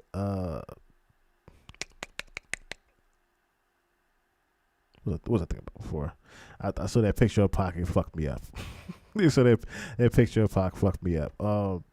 Damn it. But yeah, so they're postponing it back to August 10th of next year. It's a lot of information. Oh, that's what I was thinking of. While he's behind bars. So, here's my assumption. Right? Could be wrong. Could be right. It's my assumption. Being that this now has gotten pushed back to August. What if something, remember, it was specifically said and emphasized on in the documentary, the only 2 people left alive that have knowledge of what happened with that negotiation and dealing are Keef D and Diddy. The only 2 people that are left alive. The only other key witness that can be presented to this is Jimmy Henchman, who orchestrated the first hit on Tupac. And supposedly that was also through Diddy. Because Jimmy Henchman and Diddy are good friends. Remember, they asked Jimmy Henchman specifically in jail during his case. They asked Jimmy Henchman about Diddy, and they asked him about his dealings with underage boys. But it's like, how do you know that there's even a relationship between Jimmy Henchman and Diddy? The feds already had that information. Right? So again, confirmation that Jimmy Henchman and Puff, see, here's another thing too, right? And I've emphasized on this when I first talked about he didn't look good. No, he didn't. I emphasized on this before when I talked about rest in peace.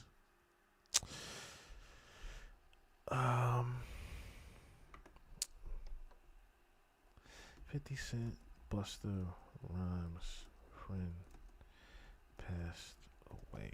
What was his name? Give me the name again. Chris Lighty. When we talked about Chris Lighty, we talked about Chris Lighty's killing.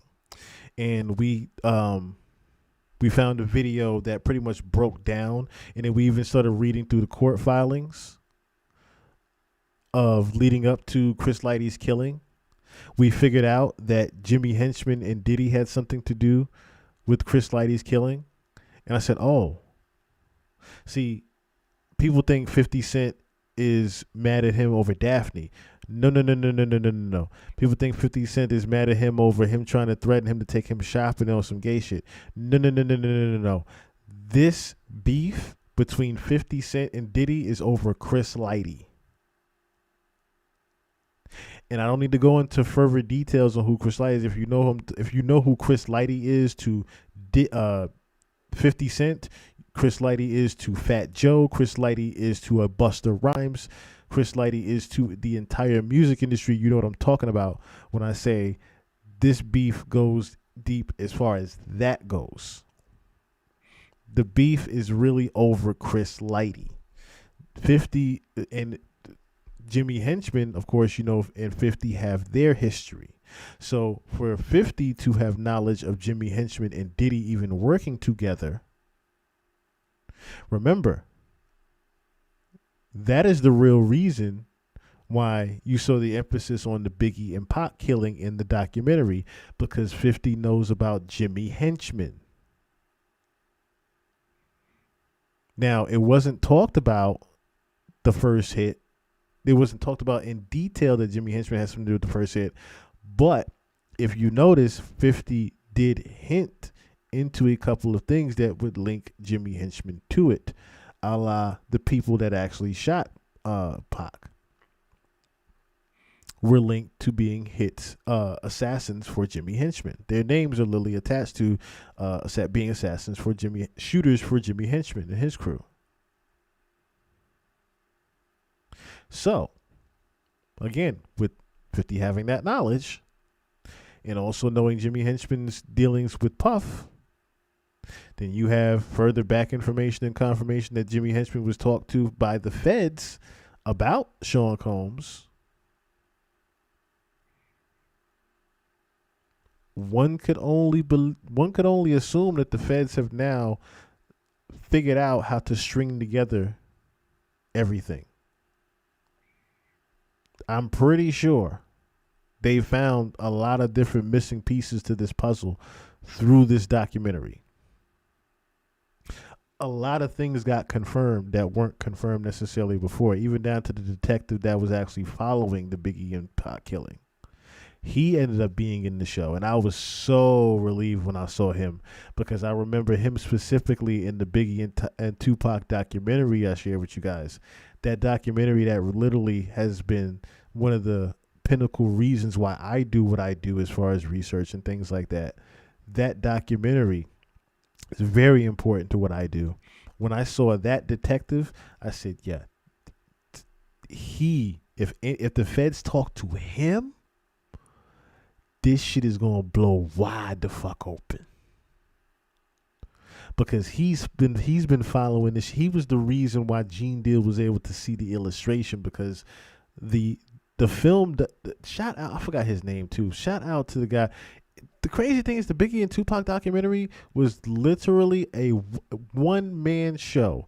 And it was this one guy that just was super curious, and he didn't really have any connections to anything, no labels, no nothing. He was just going around with his little camera and just filming everybody and talking to the key people, the Little Caesars, the Gene Deals, the Reggies, the undercover cops that was working for Death Row, and the detective. He ended up talking to the detective that got kicked out of the LAPD because he was getting too fishy into the Pac killing and the Pac and Biggie murder. He was getting too deep into it and realized LAPD law enforcement was working for Death Row. When he started digging deep into that, when I saw that detective that got kicked off LAPD, I said, yo, this shit about to get crazy. Because if it is, like the article says, an overwhelming flood of new evidence, I hope to God they are talking to that detective, because he has a lot of information. He has a lot of fucking evidence that literally would send the LAPD in a fucking hole.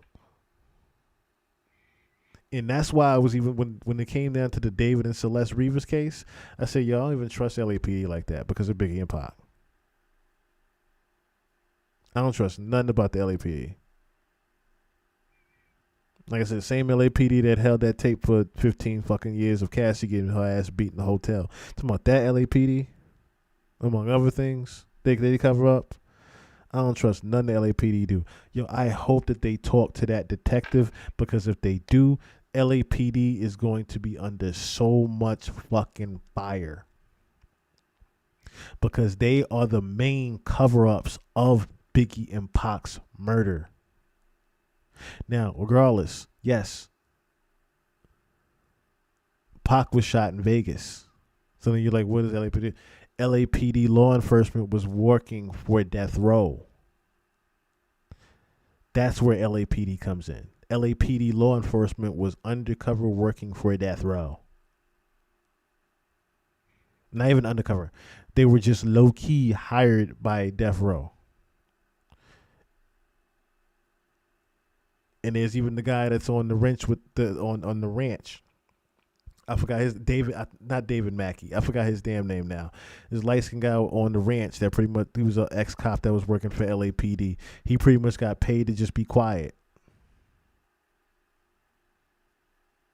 But he even had key information and evidence that he gave the detective in the documenter, the videographer, excuse me.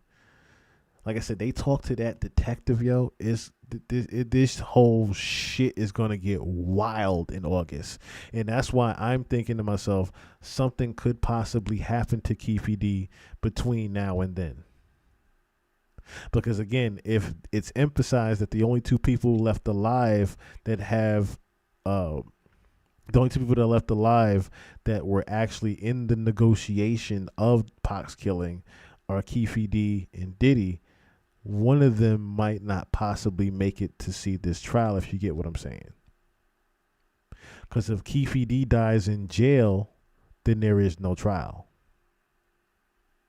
Puff comes home in 50 months. And then that's the end of it. If something were to happen to him. So if we're really, thinking about the actual chess move behind, say, even Diddy doing the Thanksgiving dinner, that's mafia shit. You know what I'm saying? You doing it. That's charity mafia shit that you doing. You are literally now trying to get control over certain people that could possibly get a link into Keef D's jail where he's being held at, to say, hey, you know what? Is there a way we could send a kite over there? You know what I mean?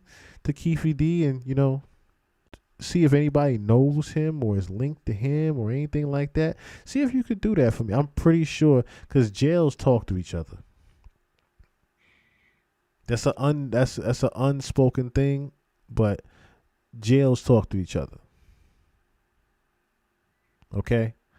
Just because everybody knows this. Why the Puffy let Keef D live, though?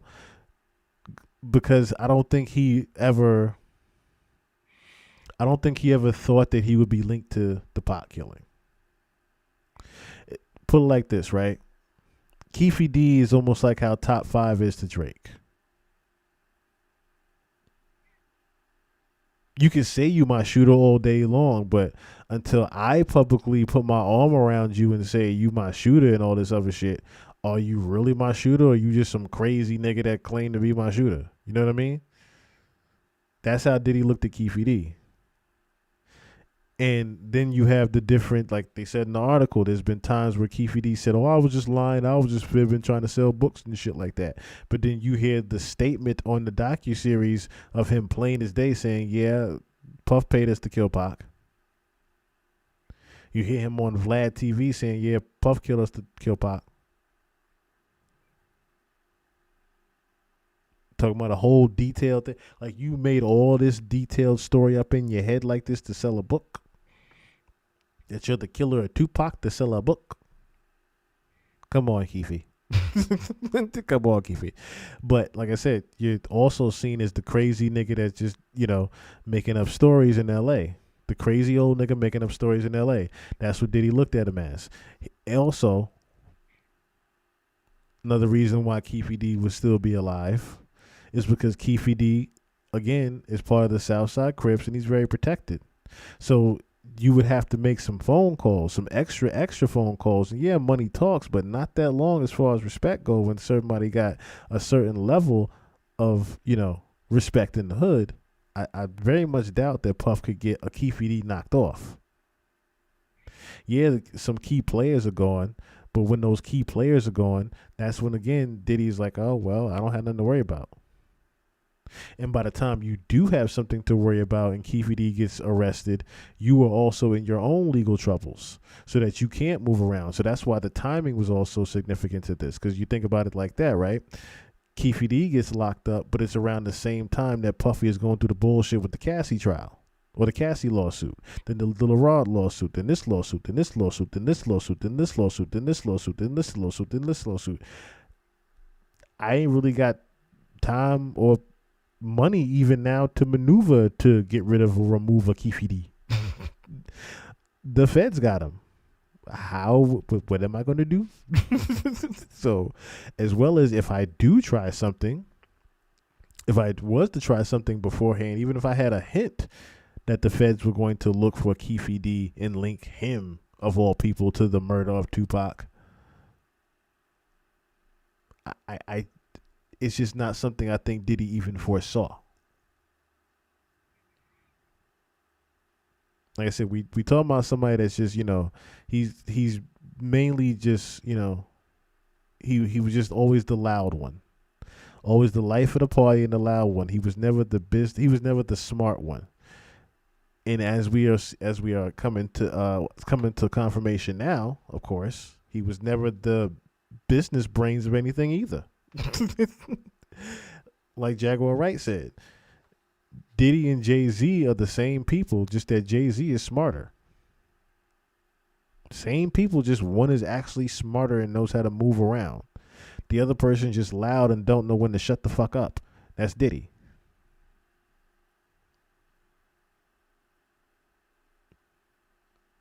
The guy that's doing the toast at the party, Diddy. It's like, nigga, why are you doing this mafia style toast and whatnot? And you got, of course, Jay-Z raising his glass, but you see him side-eyeing, looking around like, does anybody see we doing this fucking toast? Yeah, I know they filming it and shit, but does anybody know what this toast is really for? That type of shit. Again, one knows how to move quietly. The other one is a loudmouth. The loudmouth, as you notice, got removed. His privileges took. All that.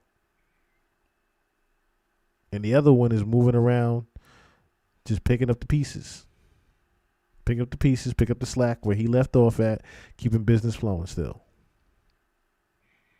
But, like I said, if something were to happen to Keef D between now and August, I am not going to be surprised. Because, like I said, it wasn't a problem for Diddy until it became an actual problem for Diddy. Because nobody really linked him publicly to the Tupac murder until the Keef D trial. Which, like I said, by then, he's already dealing with his own shit. And now you have this documentary that is so goddamn loud. You got to think about this too, right? Again, the chess move of him doing the charity Thanksgiving in the jails is so he could gain graces, knowing that documentary was coming out. Like I said, Diddy already knew about the documentary coming out. He already knew about it because he got it delayed. He literally said that on the phone to Justin when he was talking to him, when he was saying, make sure you take care of all the pizza boxes and that Netflix documentary is going to have a delay. He literally said that verbatim. He said the Netflix documentary was going to have a delay. He knew it needed a delay because he didn't want it to come out before the actual trial. That would have came out before the trial, he would have got fucking buried and probably been away for 20 years, not 50 months. But the documentary comes out while he's in jail. It could have a negative effect on him in the jail, or it could have a, it could have a balanced effect. Not even a positive effect, but a balanced effect. I can't say positive all the way because if there are people in jail that saw the documentary, which of course, if they could play video games and shit like that, they got some type of Wi-Fi. They got some type of Wi-Fi there. So if they're able to see certain things, if they've seen that thing on Netflix in the jails, like I said, it could either be a negative thing all the way where they're like, fuck you, Diddy, we don't care if you got us Thanksgiving, or it could have a balanced effect of, we got to watch that nigga. But like I said, he still could, from the Thanksgiving dinner, he still could have already, because put it like this, right? You spending all your commissary and all your money on the Thanksgiving dinner. The money's coming out of you, pretty much, right? Out of Diddy. That's pretty much putting a light bulb in everybody else's head that, Diddy does have some type of money. He does have some type of pull to get things done around here. He got us all Thanksgiving and cooking and shit. He got some type of money.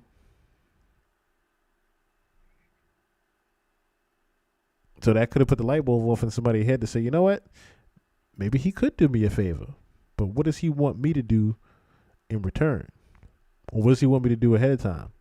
I'm pretty sure he already has that one person by now. He probably already has that one or two people that will do anything for him in the jail. I'm pretty sure he has that already. That's what I said. That's where it comes into play, where somebody could easily, give him some information about Keef D, even though Keef D is being locked up in a different jail. I'm pretty sure, like I said, because the jails talk. How did he delay the documentary though? Very easily. Very easily.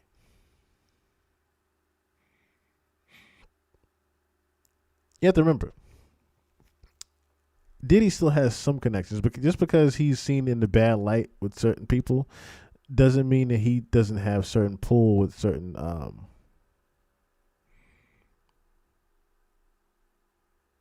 how could I say this? So remember when he stepped down from, what was the name of his damn Revolt? Remember when he stepped down from Revolt?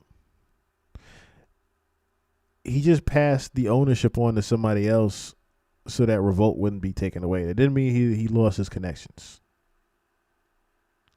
Diddy didn't lose his actual connections when all this happened. Because if he did, he damn sure would have got way more than 50 months. That's another thing. All Diddy would have had to do is simply talk to the producers, or not even talk to the producers. He could have talked to somebody that's affiliated with the producers to get it delayed, letting them know, hey, certain things that you got there, it's not just about ruining my character.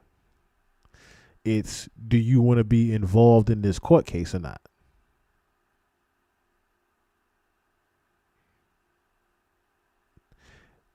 Any information that you put out right now, the courts might decide to use and even delay my trial, which would further delay your documentary. If my trial gets delayed because of your information coming out on me, nobody wins here. That's what I said. He had to get it pushed back because, like I said, it's a lose-lose situation if the documentary comes out before the trial. Because now you don't have, remember, the documentary was, all 4 episodes was leading up to him getting arrested.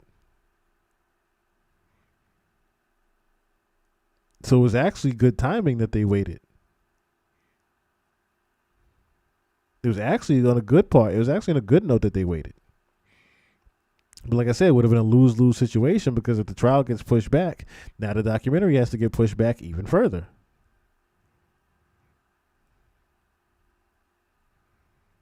So again, with that, easily got it delayed. Easily got it delayed because it would have went in nobody's favor. But like I said, I would not be surprised if something happens to Keef D between now and then. We shall see. We shall see. We shall see. All right. Real quick, before I get into some importantness, was looking at whatever. I don't know why this keeps asking me about this. Keeps telling me about viruses and whatnot. I ain't got no virus. I ain't no damn virus. What was I gonna say? Oh, where is it at? Where's it at? Did I get rid of it? All right.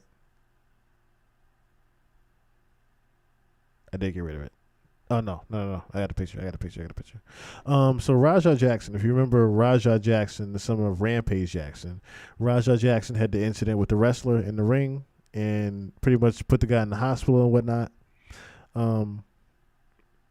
Rajah had a rant recently. What happened to Al B. Shore's book or something that was supposed to come out in September, I believe. The reason why I don't think Al wanted to put out the book, especially with the Kim Porter thing. I think that's really why Al B decided not to do it. Because that Kim Porter memoir came out and he saw the effects of that. I think that's what delayed it.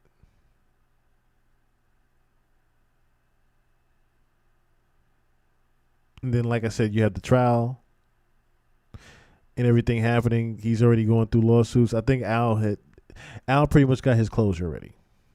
That's why the delay of his book is happening right now. He's already got his closure.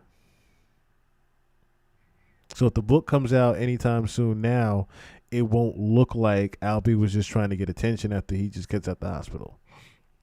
That's another way it could have looked too. Him putting out the book while Diddy's even going through this could have made it look like he's trying to make shit about him and this, that, and the third, and trying to tell his story, of course, with Kim Porter. Even though everybody still wanted to know this information.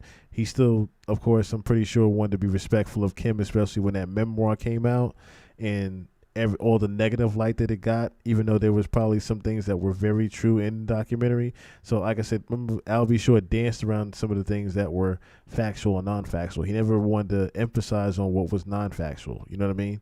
So a lot of that memoir was very, very, very hard-hitting to not only the family, but a lot of other people that were affiliated with Kim.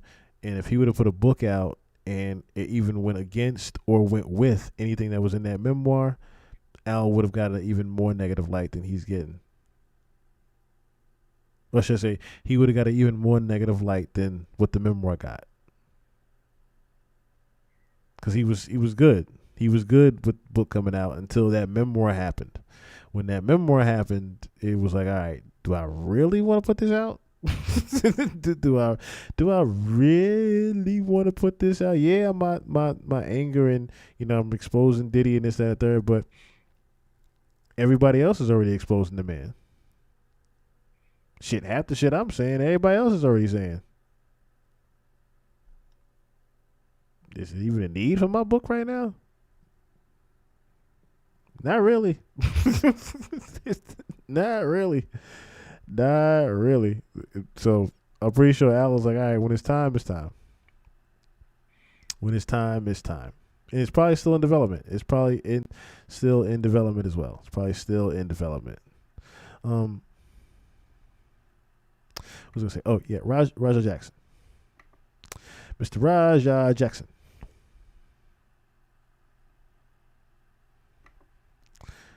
Has now come back to surface. And just has some interesting things to say.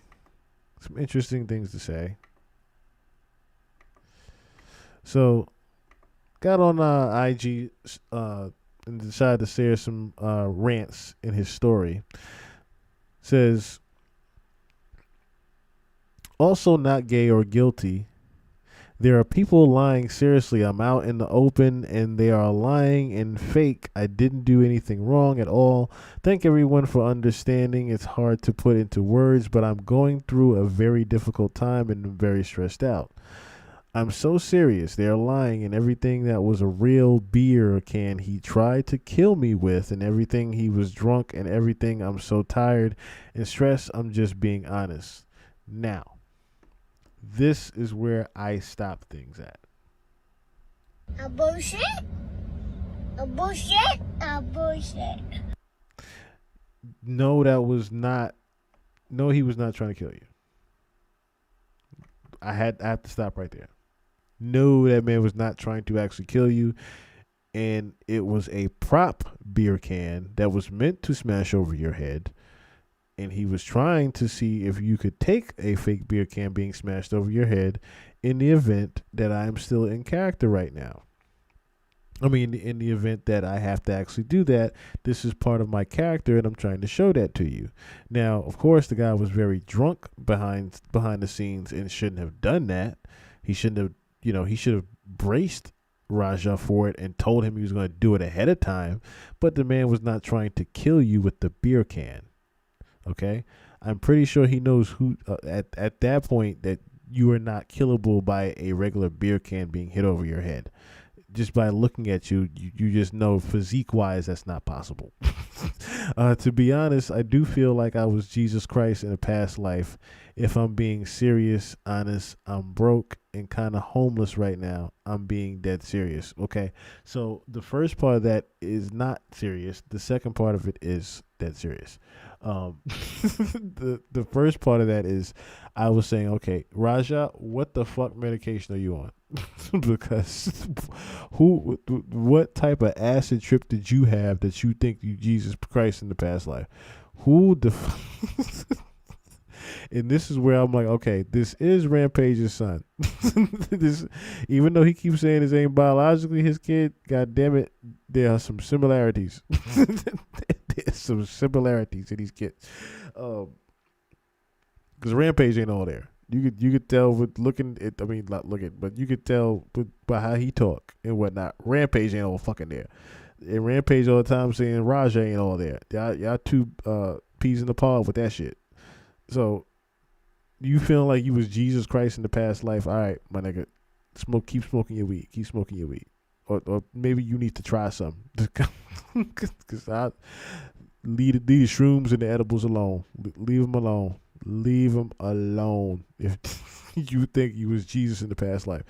But the second part of that is kind of sad. Him saying he's broke and kind of homeless right now. It's like, well, damn, Rampage literally, he didn't flat out say he was going to do it, but he hinted to it a lot that he was going to disown his stepson after this. I think he's actually, is it his biological son? Let me see something real quick. I think he might be his biological son. Is it Raja Jackson biological?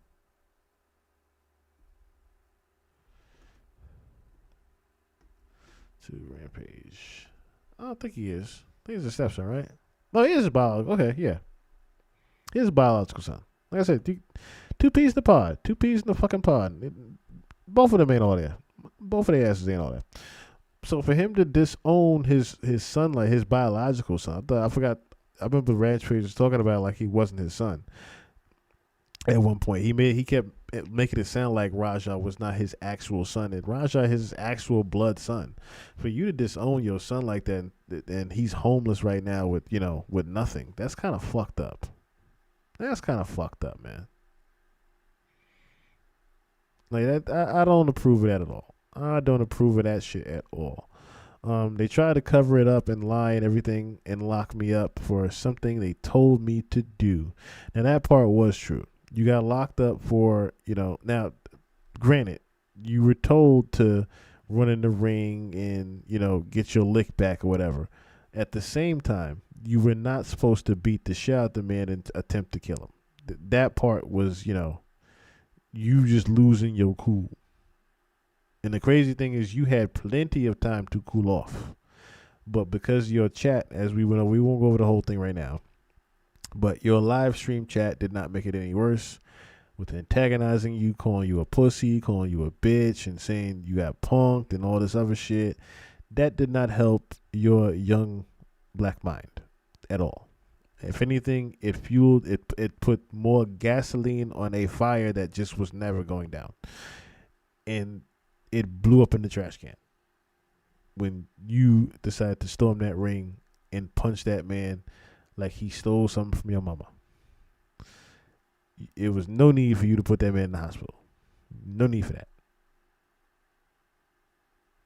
You need to take accountability at this point, Raja. Because these rants here does not look good for you. If there is to be a trial or not, that, if there are charges that are pressed for real, and they end up going to trial over whether or not you attempted murder on this man or not, because that's what it looked. I kept saying this would look like attempted murder. If you are going to jail for attempted murder, sir, these rants here does not look good, on your part. If they pull this up in court, that you thought you was Jesus Christ in the past life, and saying that you were told to beat the shit out that man. No, you weren't. No, you weren't. Or saying that it was a real beer can that he tried to kill you with. No, it wasn't. So, God bless the Raja. God bless the Raja. Speaking of sons, though. YSL Woody has lost his son. YSL Woody has lost his firstborn son not too long ago recently. Rest in peace to him. Let me see if I can pull up something real quick. Woody's son.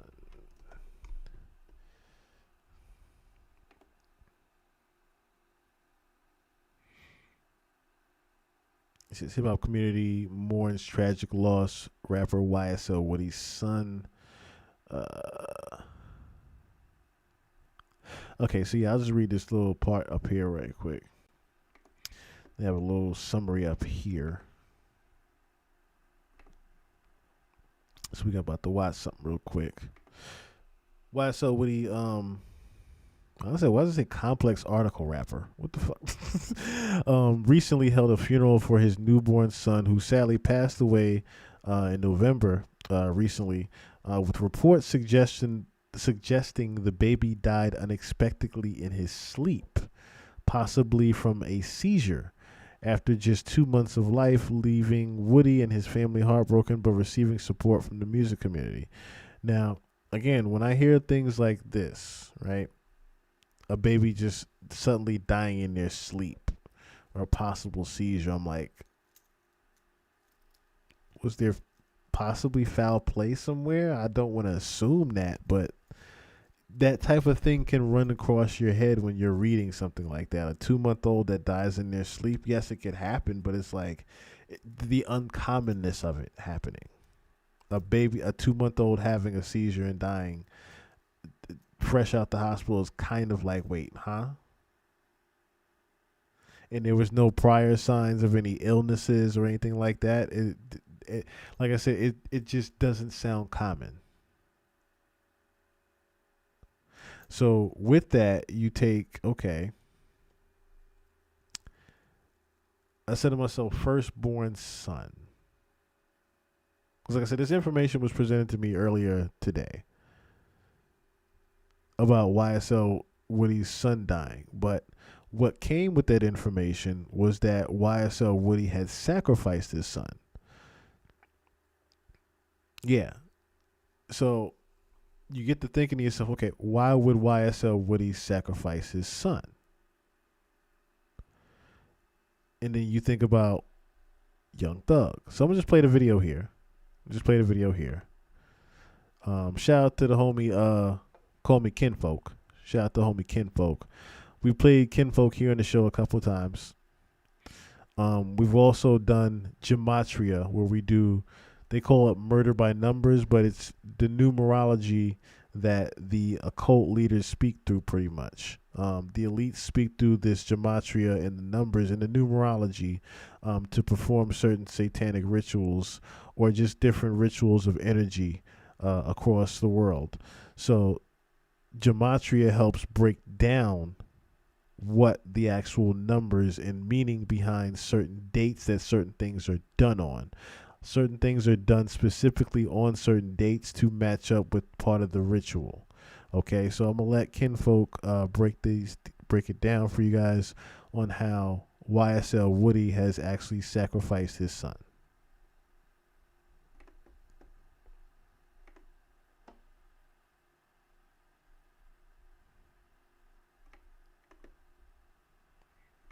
Where is it? Oh, god damn it. Hold on.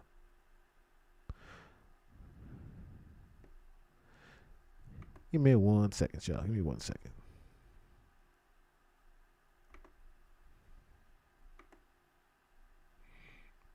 Give me 1 second, because that means it just didn't fully, that just means it didn't fully go. I'm going to pull up the wrong one. Am I pulling up the wrong one? Recap. I was pulling up the wrong one. Lil Woody equal 115, like Lucifer. 115. And then the duality, right? Because recap. So Lil Woody equal 115, like Lucifer. 115. And then the duality, right? Because Lil Woody also equal 101, like Jesus Christ. Then Lil Woody equals 38, like Lucifer 38, death, rapper, killing, YSL Woody 138, 38. Even Young Thug. Young Thug equals 138. Young Thug, YSL Woody, 138. 33. So you see how he's matching up the numbers in the Gematria calendar with certain names and then the dates that have something to do with each thing. So you see how he pulls up Young Thug in the number 33. crazy thing about that is that Young Thug is a Freemason. We know that there are 33 degrees in Freemasonry. So him pulling up Young Thug in 33, that already, clicked in my head is okay. Is there something going on where Young Thug has now become a 33rd degree Mason? Has he risen in the occult knowledge that far to where something or someone has to sacrifice something to him? And he got that 42, Young Thug, 42.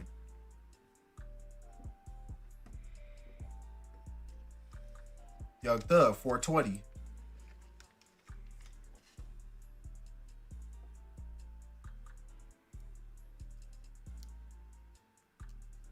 So YSL Woody, July 25th, 1991.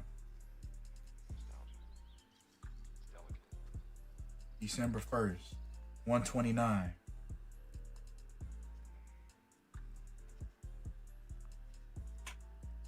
So it was 129 days. It was the 130th day of his age. Like human sacrifice equals 130. It was 129 days after his birthday.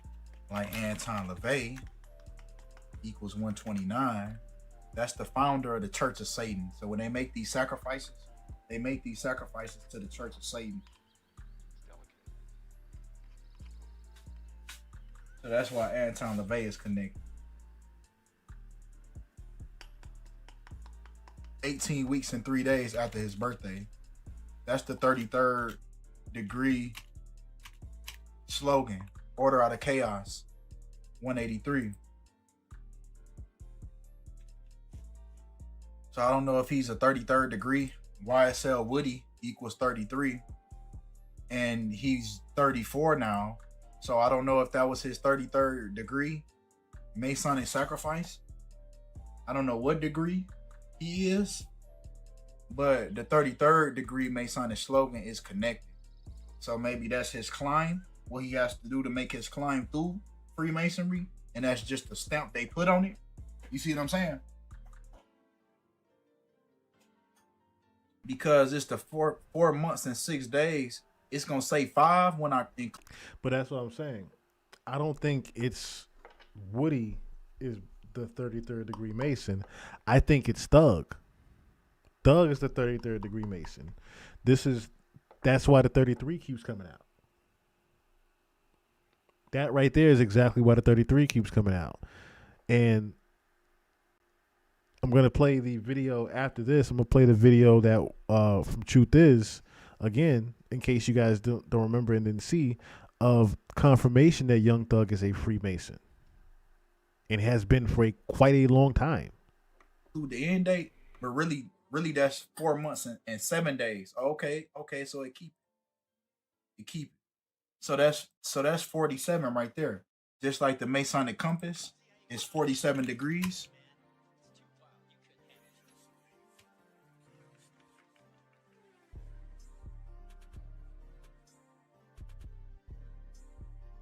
They try to throw it off and put everything else 48 degrees, 46. It's 47 degrees. It's 47 degrees in the Masonic compass. So we got the 47. We got the slogan. It's 33 weeks before his next birthday.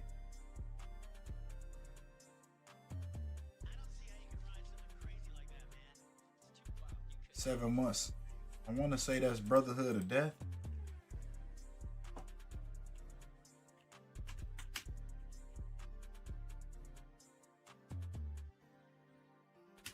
Yeah, the Brotherhood of Death, 724. So that's Skull and Bones.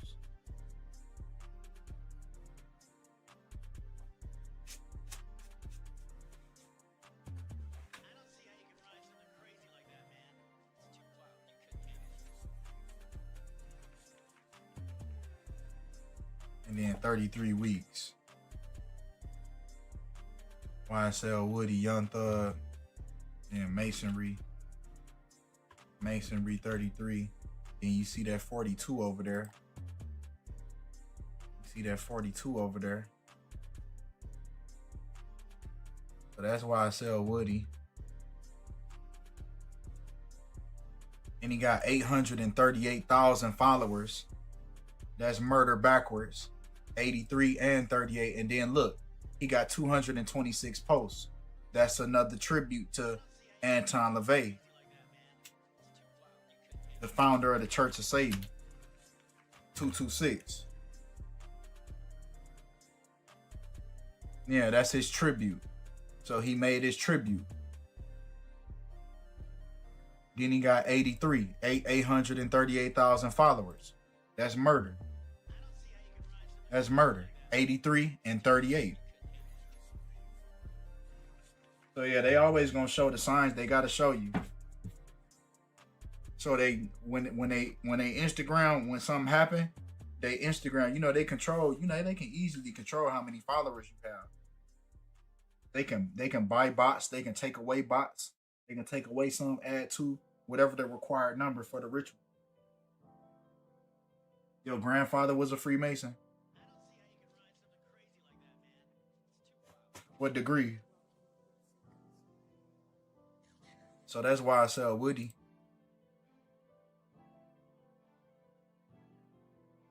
What's his real name?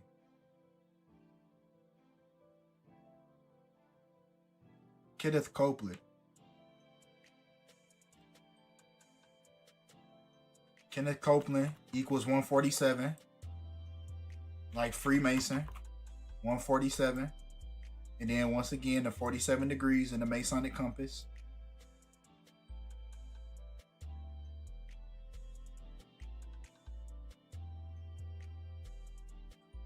$183, Copeland, 38, 183, 420.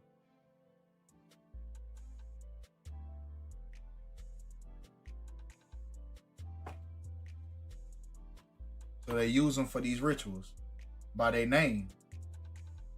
322, 112. Skull and Bones, 112. The Brotherhood of Death, room 112. His son died 7 months and 24 days. Like the Brotherhood of Death, 724.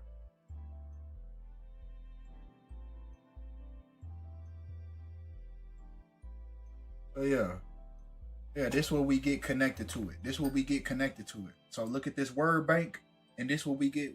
This will we get. It's the full breakdown right here. Kenneth Copeland is a Freemason, and he sacrificed his son as a tribute to Freemasonry, Skull and Bones, aka the Brotherhood of Death, and the Church of Satan. His son was a human sacrifice for YSL and his connection to Young Thug.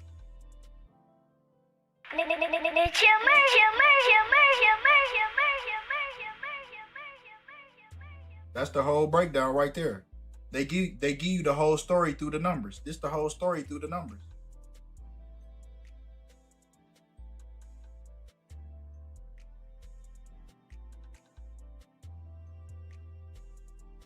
All this what comes to be free in that case.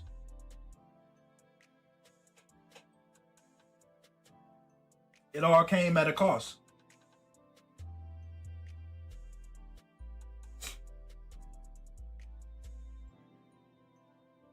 Now you hear about his son, 2 months old, only 2 months old.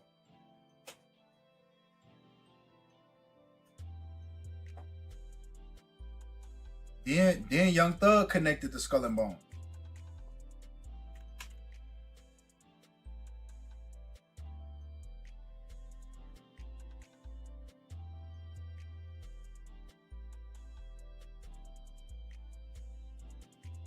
$322, Jeffrey Lamar Williams. $322, Skull and Bones.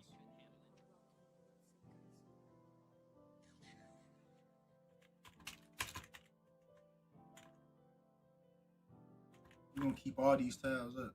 Yeah, Thug did say he was a Mason, and he beat all his cases.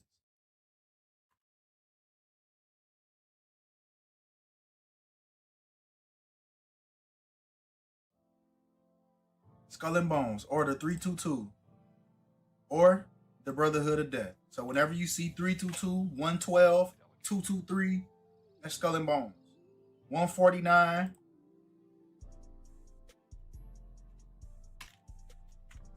149, 41, 202, 76, 59, 94, 49.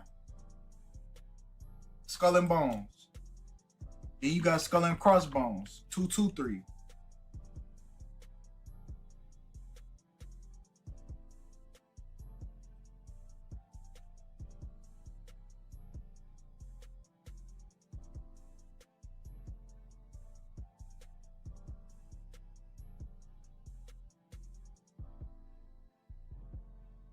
They both 34.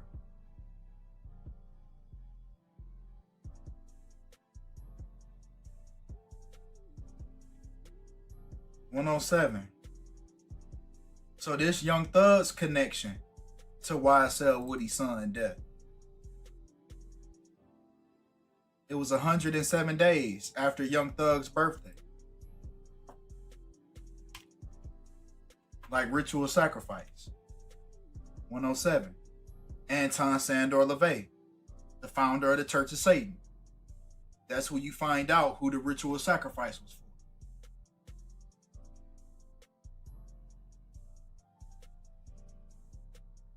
for. On the 15th week in the 3rd day. Like the Jesuit order.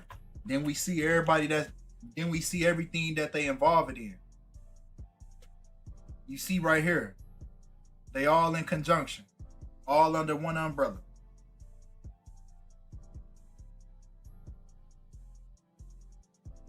Then you got 108 days. On the 108th day, Jesuit order, 108.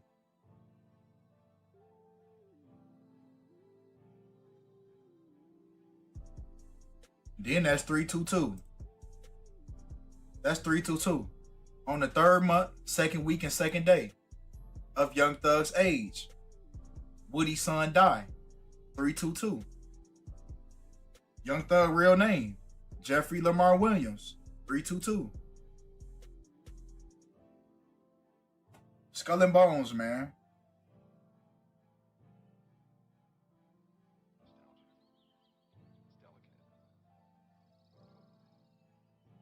$258 days.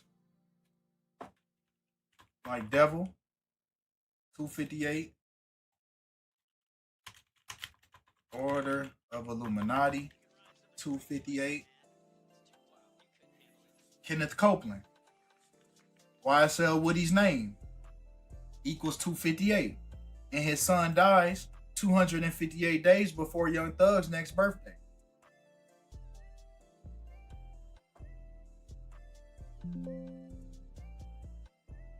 Then we got 259, like Yale University. 259, Yale University is home of Skull and Bone. Yale University.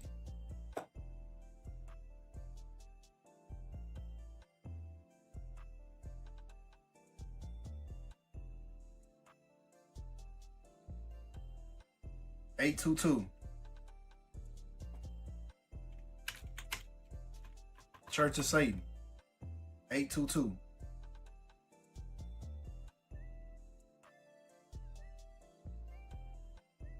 $816.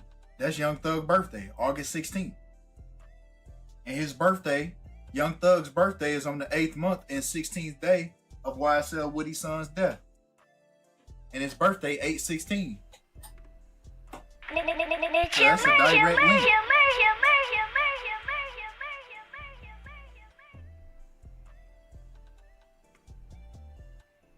Then you got 821.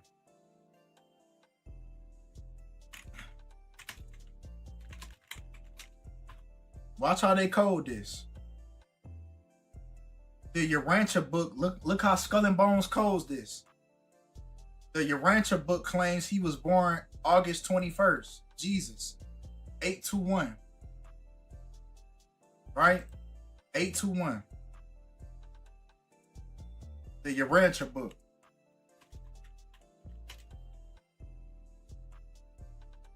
The Urantia book, 83. Like Yale University. 110 like skull and crossbones. 61 like skull and crossbones.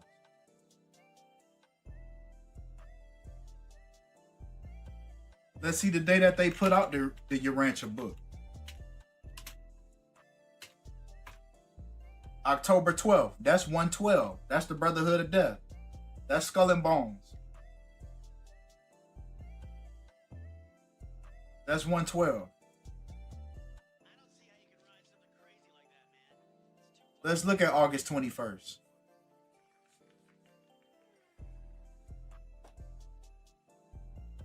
The 233rd day of the year. So look at who they really tributing with Jesus' birthday.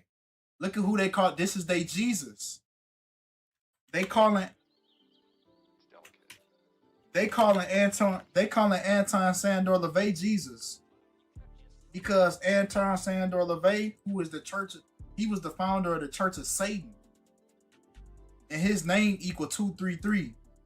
And Skull and Bones put out the Urantia book, and the Urantia book say Jesus' birthday is August 21st, and that's on the 233rd day of the year. They give him a day that they constructed on the Gregorian calendar for a reason. They giving a tribute.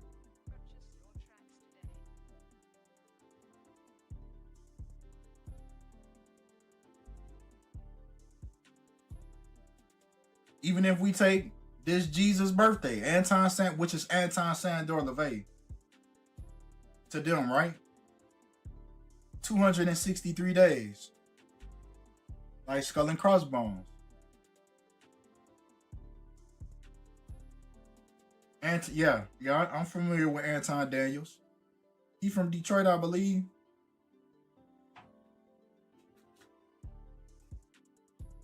Or at least he lived there. I'm not sure where he from, like his background. But I know he be there.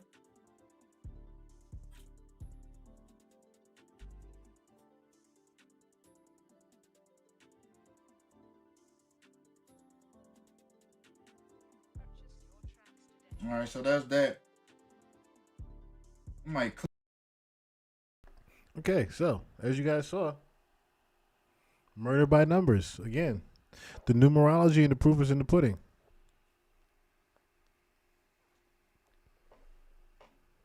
YSL Woody has sacrificed his own son, unfortunately. Very, very sad to hear. Very sad news.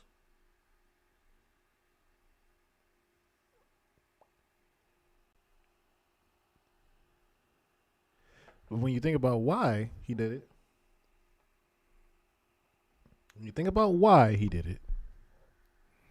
it's very cool. It's very clear, actually. Come on, camera, real quick, 'cause I'm gonna play one more clip. Actually, I'm gonna play two more videos for you. It's very evident why he did it. Think about this. YSL Woody is known as a snitch and a rat. I was gonna play the Big Bank interview he did, but that video is almost like 2 hours. We don't have to necessarily be here for 2 hours to break down what I'm gonna say here, because even in the Big Bank interview he's doing, right, he's saying similar to what he said already on IG Live. I don't need to play that clip either. On IG Live, you hear him talking about over and over about retaliation to Thug, right? You hear him talking about if something happens to my son or something happens to my kids or this, that, and the third, something happened to my family, this and the third. He's had death threats since he's been out of jail. Different things have happened to him. He had the accident with the dirt bike, which I don't think was an actual accident with the dirt bike. I think someone actually tried to put their hands on him or did put their hands on him, and he dressed it up as a dirt bike accident and was in the hospital. I think someone actually beat him up and hospitalized him. I don't think it was a dirt bike accident. There are people saying it was a dirt bike accident. I don't think it was a dirt bike accident. Anyway, he said numerous threats to his life since he's been out, okay? This is his way of getting back protection that he once had through YSL. How he gets back into YSL or any connections, sacrificing his son.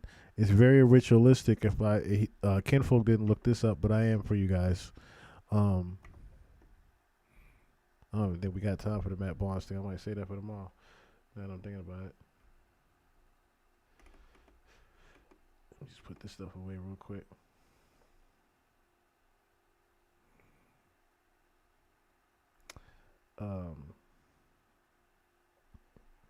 Because we're not gonna get into it real quick. What was that? Damn, lost track of thought real quick. So, yeah, YSL Woody. YSL Woody is looking for a form of protection now, right? And to get back into the good graces and get that protection, he has to go through Young Thug. Oh, that's what's going on. Firstborn son sacrifice. Okay, so it's getting late, so my brain is starting to wire down here. Firstborn son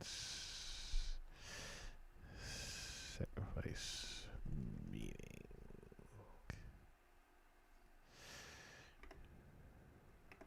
Show y'all this real quick. Damn it, move down.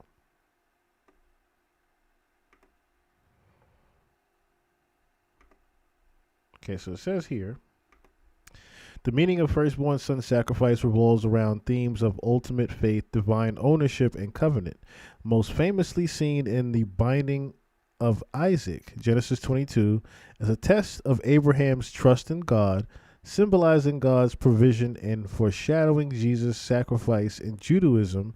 The Pienhaven redemption of the son ceremony symbolically redeems the firstborn, acknowledging God's claim in the doubt owed of the Israelites spared in Egypt, while the biblical command to give the firstborn to God often means dedication or redemption, not literal killing.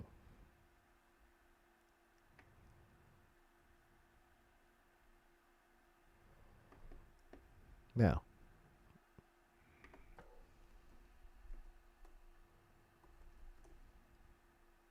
flip it a little bit.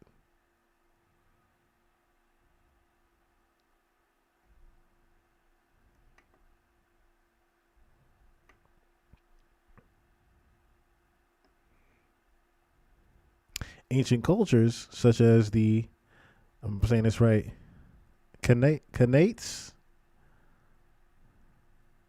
excuse me.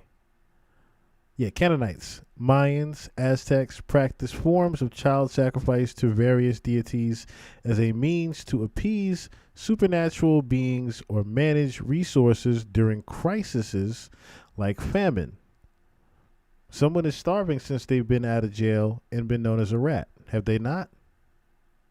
Someone pretty much does not have the protection that they once had, is not able to make the money that they once able to make in the streets. Their water has been cut off as far as making money in the streets, as well as making money through being protection for Young Thug or being a shooter for Young Thug in the streets. That money is now long gone. You're now not doing 20v1s and interviews for being in the trial for being YSL Woody. There's no memes of you. You didn't capitalize or make royalties or become a comedian doing a stand-up or anything like that. So your well has run dry. Crisis like famine. The Hebrew Bible contains strict prohibitions against the practice of offering children to the deity Moloch, which some interpretations suggest was a practice with biblical authors sought to eradicate, not an act of satanic worship. Historically, accusations of blood sacrifice were often leveled by dominant groups against marginalized communities, such as medieval accusations against the Jewish populations, yada, yada, yada. Okay, so witchcraft and diabolism. During the early modern European witch hunts, stories about witches killing children to procure materials for magic were obtained under torture and were likely bogus, but diabolism, the theory that the devil walked the earth and was behind evil, led to various accounts of murder attributed to demonic possession, but these were not organized religious practices. So when I hear about him dying in his sleep, I'm saying to myself, okay, this is a situation where someone was either possessed to do this, or YSL Woody might have been the one to choke his baby to sleep. Or someone caused something to happen to where the baby was not able to wake up in the hospital, or should I say wake up at all, because this happened, I believe, while the baby was fresh out the hospital. Like I said, the baby was only 2 months old, so this is literally, like I said, the baby being fresh out of the hospital when it got killed. Okay, or when he got killed. Excuse me. The firstborn son, as you see here, is very ritualistic to say. Is very ritualistic to worship. And in times of crisis or famine, crisis-like famine, excuse me, the firstborn son is sacrificed. Remember, he has, I think he has 2 daughters. So this is his actual firstborn son. This is his first time having a son. So it actually meant something to him. It really meant something to him to have a son. So being that he was forced, so that's another thing too. He was forced to sacrifice this child. It wasn't that he wanted to do this just to say, okay, let me just sacrifice my child and make some money. He was forced to do this because if he didn't, his remaining family and his own life was also at risk in being threatened by Young Thug, who, as you can see, and I'm going to play this next video here, Thug is I believe now Thug has reached the 33rd degree level of masonry. Because of how celebrated he is in music, because of how celebrated he is for beating the feds, regardless of what he's actually been known to be accused of, and we've even seen, different things, and rest in peace to Rich Homie Quan, who I did a piece on. If you guys want to look on the channel for that as well, I did a piece on Rich Homie Quan because I believe allegedly Young Thug had something to do with Rich Homie Quan dying, because it was not even a week after Woody took the stand and talked about the barbershop shooting of Rich Homie Quan's father.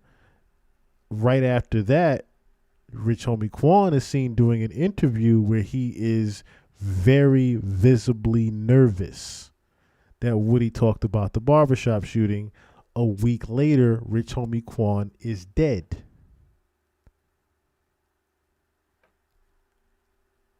Thug has been known to say, and we're going to watch the piece here in the clip where he says it, he is a Freemason and beats all of his cases. He already knew he was going to be getting off hands-free and just getting parole, even though he was facing damn near life for all these fucking murders. And having a RICO against him by the feds that YSL was a gang, not just a record label. But because he is a high-level Freemason, he's able to get off of these things. I believe now he is a 33rd degree level Mason, to which he can order such a sacrifice given to him because someone's album is also coming out.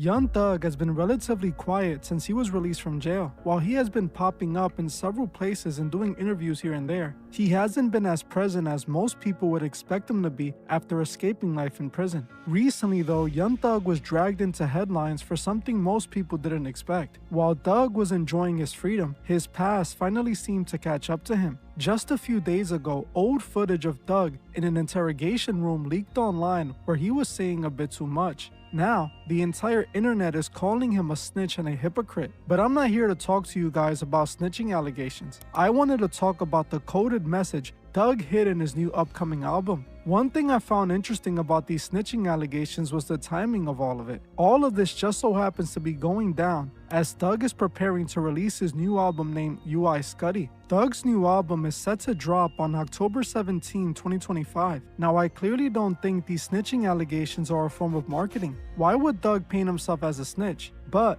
I do feel that there's way more to all of this. I started looking deeper into Thug's album cover to see what I can find. And what I found was a rabbit hole that was so deep that ties Thug's trial to not only his new album, but even possibly these snitching allegations. Thug's new album is full of hidden coded references that once I broke it all down, I knew I had to tell you guys. Hey guys, I hope all is well. Welcome back to The Truth Is, where I drop new videos exposing the truth weekly. In today's episode, we will be talking about Young Thug's new album, UI Scuddy. But before we begin, I just wanted to let my Patreon members know I am finishing up on a new Patreon exclusive that will drop in the next few days. So if you're one of my members, make sure to be on the lookout for that video. If you're not a member, what are you waiting for? Join the truth movement and help me spread the truth. For $3 a month, not only will you be further supporting the channel, but you would also get access to over 50 exclusive Patreon videos that are not available here on YouTube. If you would like to join, you can find the link in the description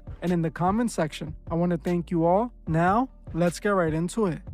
Currently, Young Thug is facing a second trial. While Thug was able to take a plea deal and avoid the consequences of his crimes during his criminal RICO trial, he now seems to be going through another trial with the world finding him guilty of being a snitch. Like I said earlier, I'm not here to talk about Thug's snitching allegations though. Even if it's extremely ironic that Thug claimed to disown Gunna for taking a plea deal and snitching, while he himself took a plea deal and is now being accused of talking to the police in a past interrogation. It seems that Young Thug isn't what he seems to be. Those who have been watching this channel for years know that I already exposed the truth about Thug. All the way back in 2022, I told my subscribers that this entire arrest would end in Young Thug being freed. Now, obviously, this is what ended up happening after Young Thug took a plea deal and was sent home. Even though Thug was facing life for being the leader of a violent street gang that committed all types of crimes including murder, the prosecution offered Thug a plea deal that allowed him to avoid prison time and set him free. Very unusual, as usually people that face criminal charges like the ones Thug was facing aren't given plea deals that allow them to avoid prison time. Thug was initially charged with RICO conspiracy, gang activity, drug, and gun charges. He was accused of leading a criminal street gang called YSL, which prosecutors allege was involved in violent crimes like murder, armed robbery, and even carjacking. He also faced charges relating to drug and gun possession. He was facing a maximum of 45 years in prison, basically life, but he would get nowhere near that amount of time after pleading guilty, which, when you consider the fact that he pleaded guilty to conspiracy to violate the RICO Act,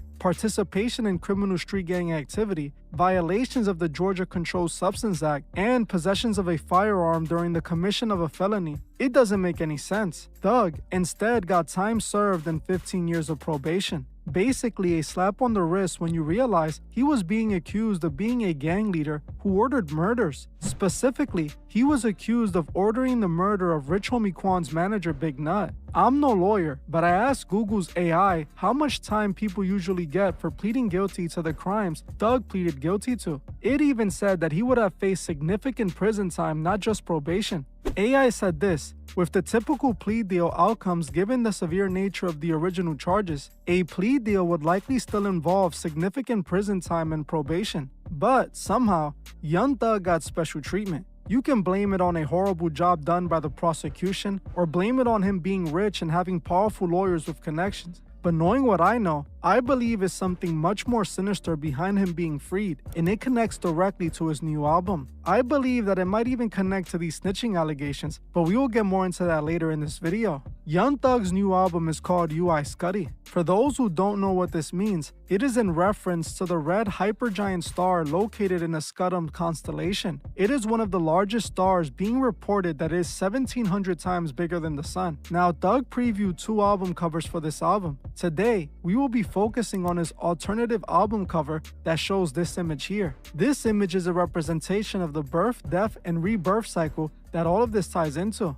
Now, in order to see the coded message hidden in Thug's new album cover, you must first understand who he truly is and what he's a part of. Those of you who are veteran truth seekers that have watched me since 2021 should already know this. But for those of you who are new here or never watched my content on Young Thug, let me break this down real quick for you. Now, I want to make it clear that what I'm about to say isn't a conspiracy theory. This is a fact, and I can say this confidently. Young Thug isn't just a street rapper. He is actually a part of the oldest and most connected secret society in America, the Freemasons. Now, I'm not saying this purely off imagery or hand gestures, even though there is a lot of that. I'm stating this because he has not only admitted it openly out of his own mouth, but also there are plenty of photos of Thug at a Masonic lodge showing his alliance. Years ago, I saw these pictures online of Thug and his crew inside of a Prince Hall Freemason lodge. For those who don't know, the Prince Hall Masonic Lodge is a branch of Masonry that was initially created for black men and other minorities, as standard Masonry for a very long time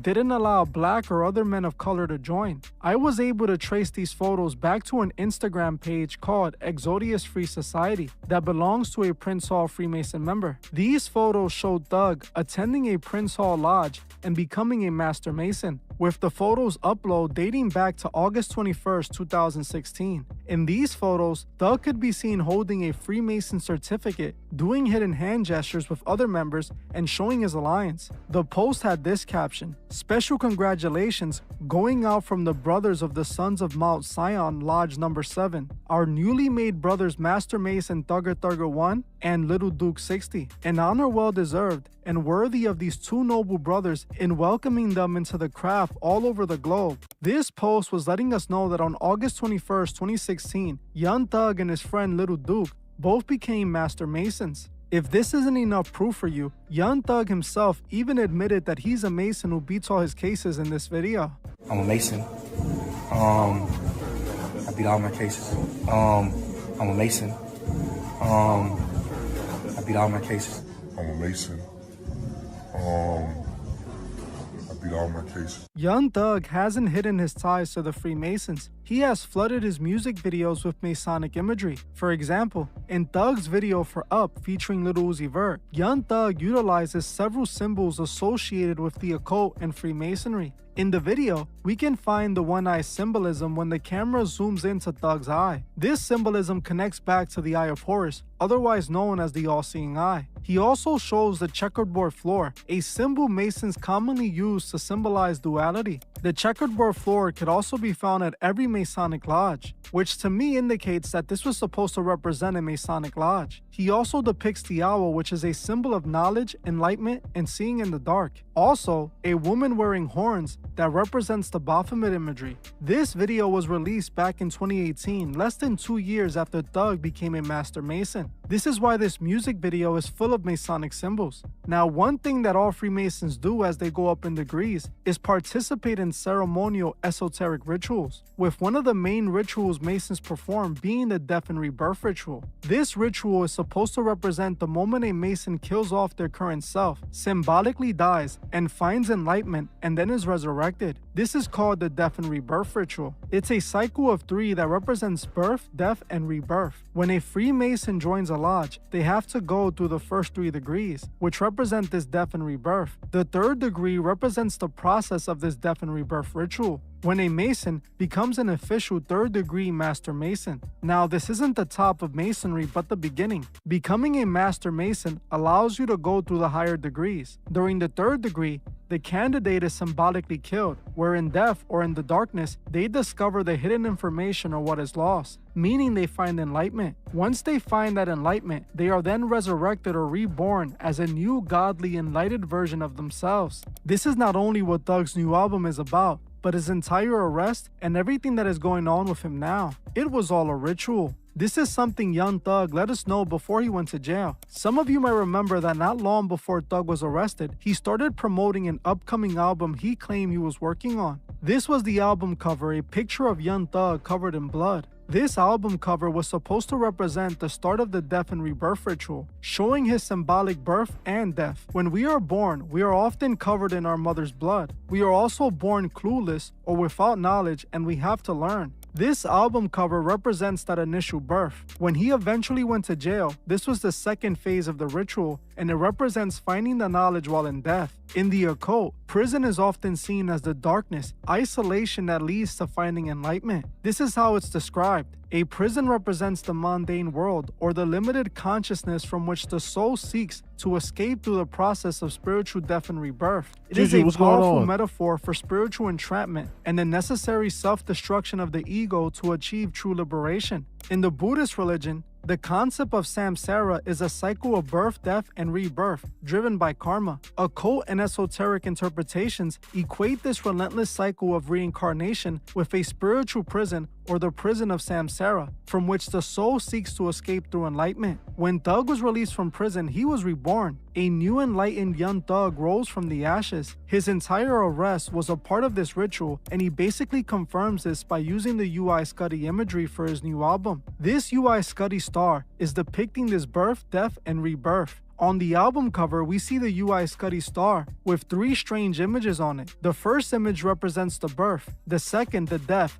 and the third the rebirth. Now when we go deeper into the symbology of the UI Scuddy star, we discover more that proves this connection. Young Thug named his album UI Scuddy after a red supergiant star, one of the largest known stars in the universe. He revealed the title through a series of cryptic social media posts and the use of jerseys featuring the name, with the title also representing a major turning point as he resumed his music career after being released from prison. The important part of this statement is the major turning point and his new music after being released from jail. Now in the occult, UI Scuddy has a deep significance. In the occult, the UI Scuddy star represents symbolic destruction, rebirth, or cosmic gateways. Occultists interpret its immense size, fiery red glow, and position in the sky as symbols for the trilogy ritual. Since red supergiants eventually collapse in supernova, occultists sometimes connect them with themes of apocalypse, transformation, and divine fire. Red supergiants like the UI Scuddy are sometimes called cosmic furnaces in esoteric traditions. They embody creation and destruction,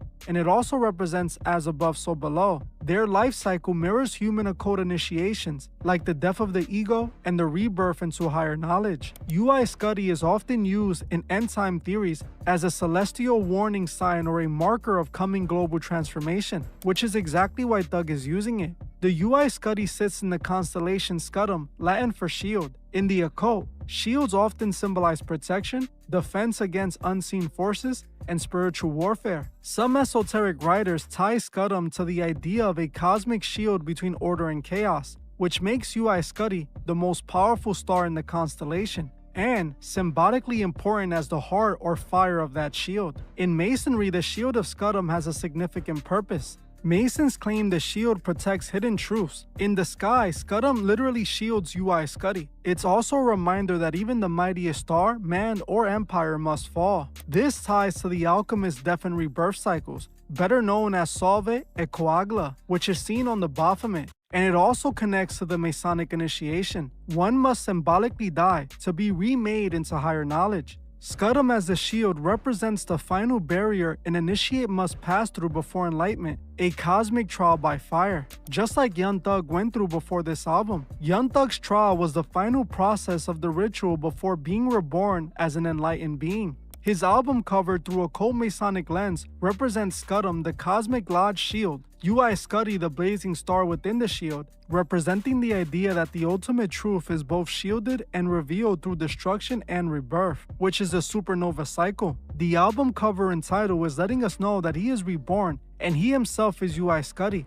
the supernova star. He is telling us that he has achieved enlightenment. Now you may be thinking that all of this is crazy, because why would he put himself in jail and go through all that? Well, he did it because he had no choice. This was his path he chose when he joined the Freemasons. Plus, the Freemasons run the justice system. They're the ones truly pulling the strings. Most powerful judges are Masons, and most high-ranking law enforcement are also a part of it. This was all orchestrated for Thug to go through this ritual. This is why at the end, with all the proof they had against him, he escaped life in prison. Now, this isn't meant for the average person to understand, but essentially, Young Thug did all of this as a ritual, and he now believes he is a transcended god. Now, what's interesting is that this album is set to drop in October, with headlines already claiming that Young Thug will address these snitching allegations in his new album. I wouldn't be surprised if this is all a part of this album ritual. One thing is for sure, Thug is a Freemason puppet who now believes he has transcended into a literal god. Well, I'm gonna end this one here. I want to thank you all for watching, and I'll see you guys in the next one. Shout out to the homie Truth Is. Shout out to the homie Truth Is. Always enlightening us. Always enlightening us. So, You Scuddy, when did it come out? Oh, I spelled it wrong.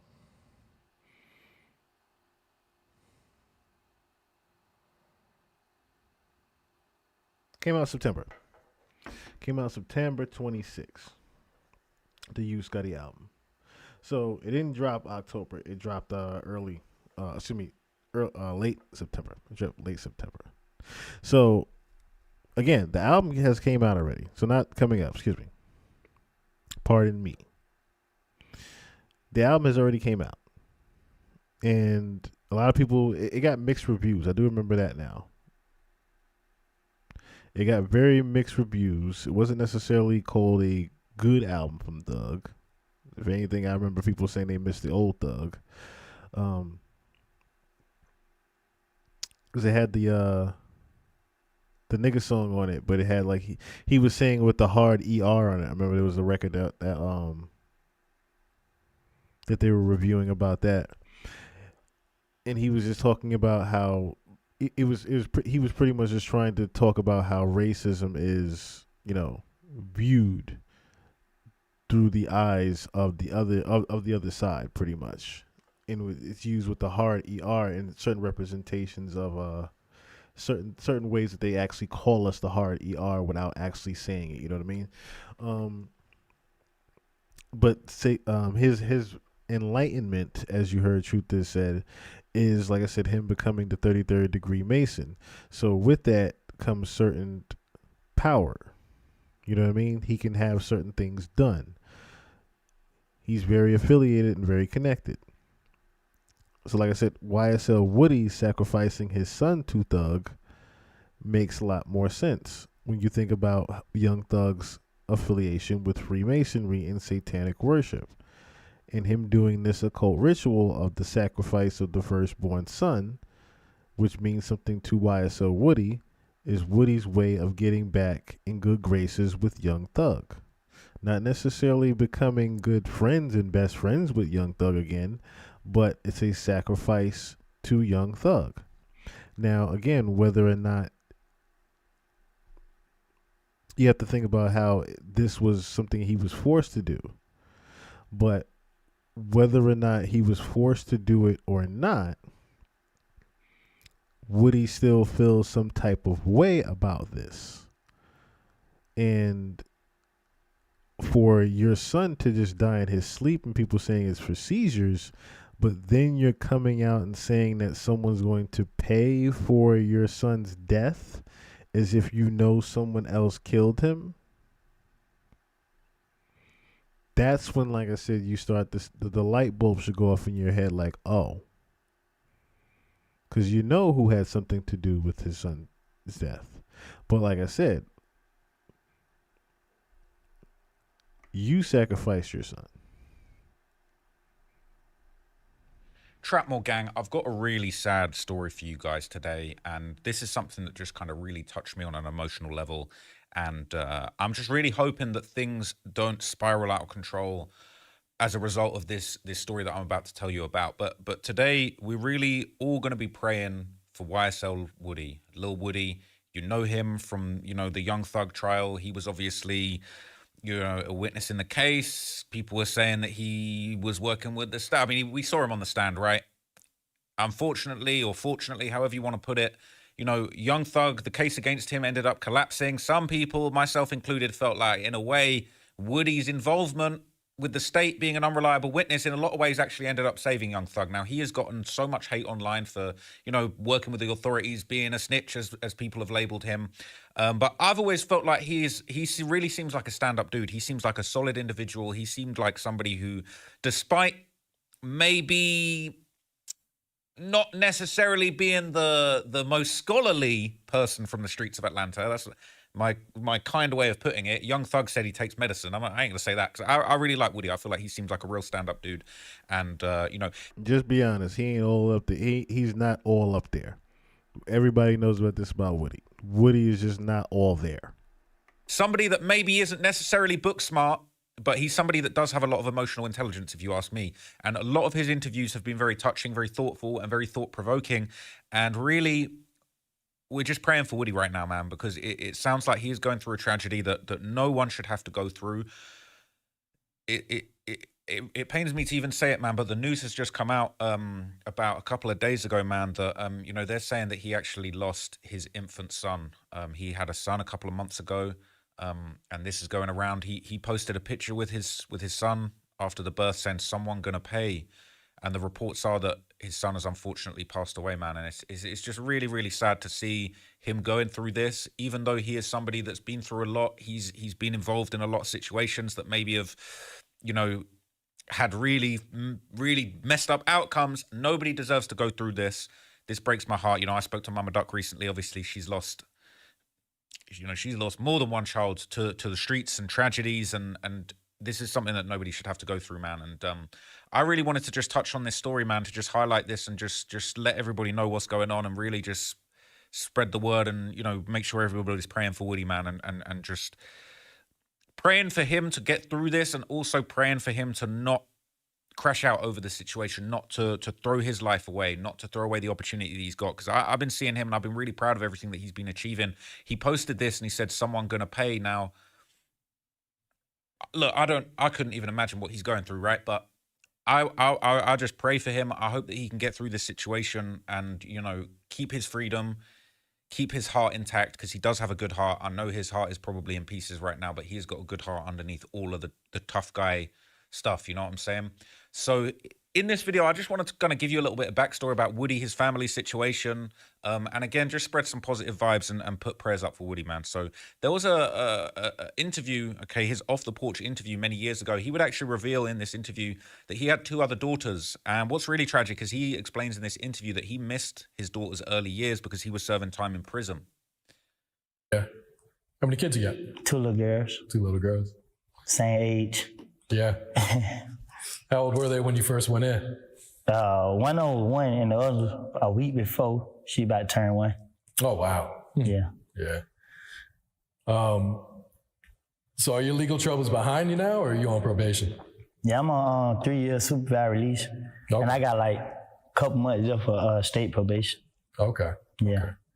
So he already had, you know, 2 daughters, and unfortunately, you know, incarceration, dealing with being in the system, that kind of robbed him of some of the time with his daughters, man. And, you know, jump forward to 2025, man, you know, there was reports that Woody was expecting a child. He did do a gender reveal in April, and he revealed to the world that it was going to be a boy, man.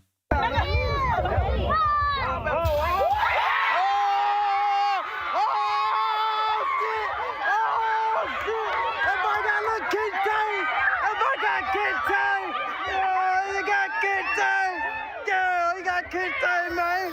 Yes, sir. They're hard. They're hard.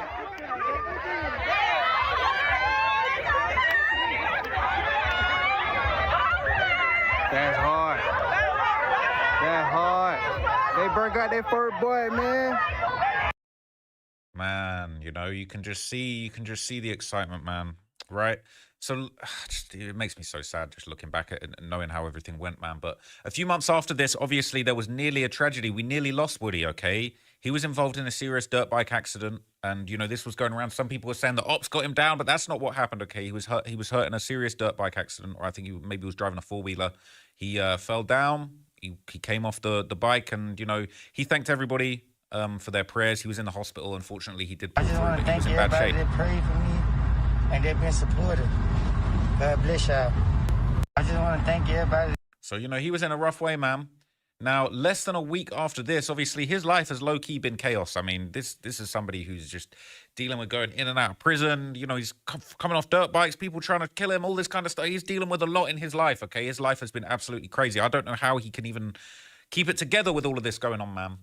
But less than a week after this incident, he would essentially be back on stream with his girl, and he would open up about his recovery and the pregnancy and just all of the crazy stuff that he had going on in his life at this time, man. Happy for y'all, and I am so happy that you survived. Thank you. That crash, Woody. You 100% had guardian angels. Please wear a helmet next time. For how far along is she? Do you know the gender yet? It's a boy. God bless y'all. Thank you so much.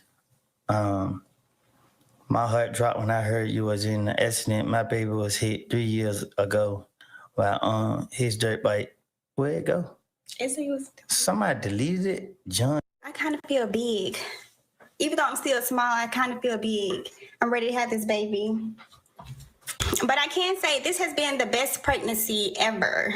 Like, literally. The baby's due soon, any day now. We don't have a name for the baby yet. He is walking better. He's doing much better. Thank you, guys. So within about 3 weeks of this live stream, and you can just see the excitement, man. You know, he finally had welcomed his son's birth. He had his son in his arms. He posted on Instagram. You know, essentially, he said, I will not fail at being a father. I love my three wholeheartedly. Having a son is everything a father could ask for. Thank you, God. Okay, people giving congratulations there, man. And, you know, it seemed like Woody was clearly overjoyed at being a father, you know, having a son and just being a father again with his freedom. It was actually inspiring to see. He was posting pictures of himself feeding his son. He said, loving my life right now more than ever, man. He would go on to, you know, keep posting pictures, keep posting updates, him and his son, posting a picture. He said, I can't wait to walk into basketball courts, football fields and stadiums, or wherever it is he chooses to do. We blessed, and you can be blessed as well. Just repent. And I feel like this was so inspiring because Woody is somebody who's been through a lot of stuff. He's been through a lot of real situations, and he was showing the world as a great leading example how you can turn your life around, how you can move forward and do positive stuff. And I've seen him going through this transformation. I observed this. I respect it. And I was inspired by it. I feel like Woody is low-key underrated as actually an inspirational person that has gone through so much and turned his life around. And I know that's not going to change in spite of the challenges he's fighting currently and overcoming. Now, it seemed like as the time went on, he had fully embraced fatherhood, everything that came with it, his family, his girl. He said, what matters to me is my responsibility as a father. He's super inspiring, man, taking responsibility, taking this seriously. And again, we just hoping that don't change. You know, he's a tough guy. He's a strong-willed person. He's been through a lot. And I know that he's going to be able to keep shining and keep that light in his heart, even as he navigates through this really dark period of time, man. But, you know, I really just admire and I respect, like, just everything that he was kind of putting out there, all this positive energy that he was putting out there. Now, obviously, you know, we're getting towards the really tragic incident, and you know, it just makes it so much harder to take when you see how positive his life and the positive direction his life had moved into in the lead up to everything that happened, and you know, after welcoming his son. Now, his last Instagram post that he posted before the tragedy was him promising his son that he had his back no matter what, man. And it's really sad. He said, every decision I count. I won't let you figure out life on your own. And regardless of what happened, man, that is Woody's soul. That's his character. That ain't going to change. He's still got that love in his heart, and he's still going to be able to put that out to the world, man. And we like I said, we just praying for Woody right now. We just praying that he can navigate this situation the best he can and just stay that same person that we knew he was. Now, sadly, it would be 2 months after welcoming his son. Woody would go on Instagram to share the heartbreaking news. And obviously, he's going through it, man. He posted a picture with his son. He said, life ain't worth living anymore. And, you know, there would be a series of posts, obviously, with his son, just explaining how he was feeling, posting pictures, you know, with just the sad face there.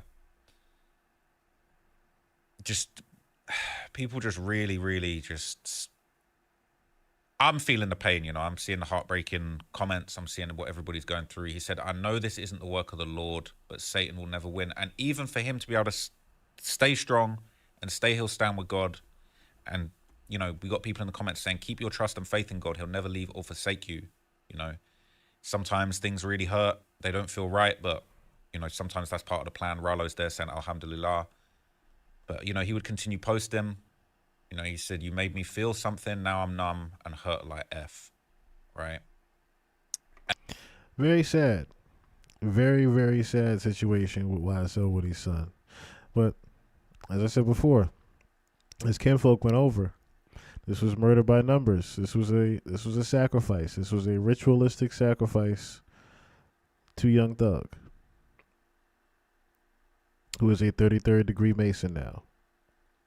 And YSL Woody sacrificed his son to regain that protection. Not necessarily even about the money as much as just regaining the protection. That's literally what he did it for. The protection of the rest of his family. Unfortunately. I see your comment too, New Eyes. Davido's first son mysteriously died a couple of years ago. So I was looking into that just now while this clip was playing. And wouldn't you know that two things lined up? Similar to what, like I said, if you do not be surprised if you see a rise within either Woody or Thug right now within the industry, and certain people become more popular, this, that, and the third. If you start to see a rise in Woody gaining more, money, doing more interviews and things of that nature, if you start seeing that, then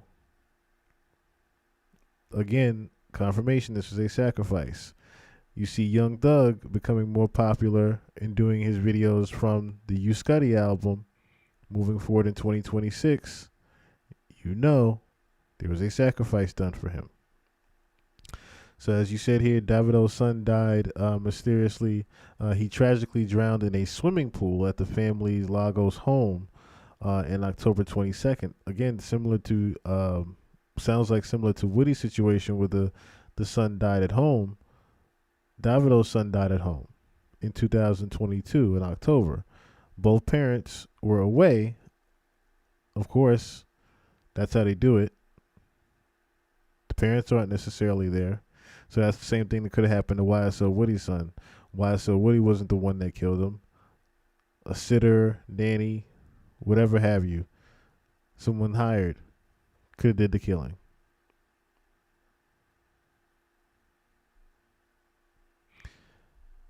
Davido's first big hit was in 2022.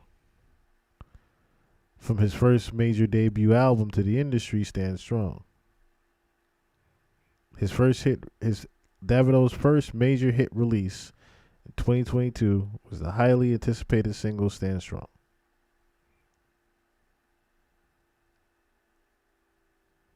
With, wouldn't you guess it, a Sunday service choir.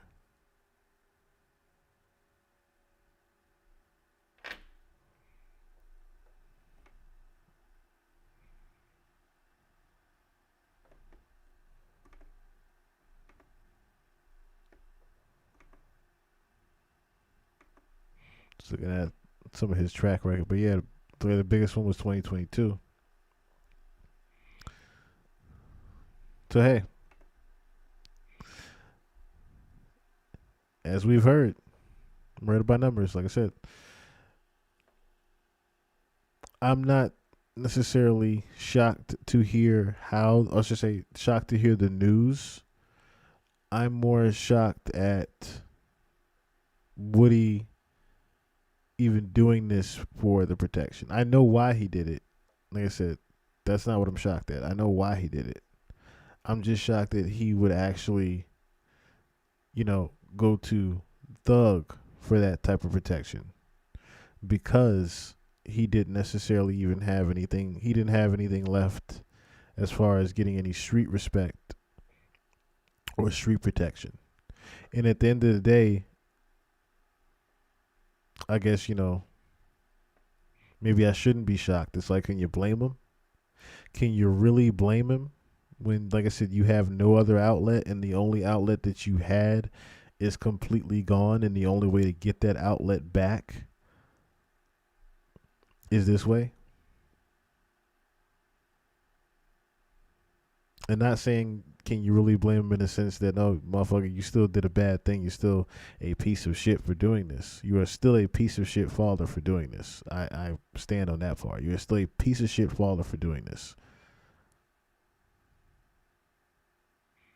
I'm saying, can you blame him for trying to protect the rest of his family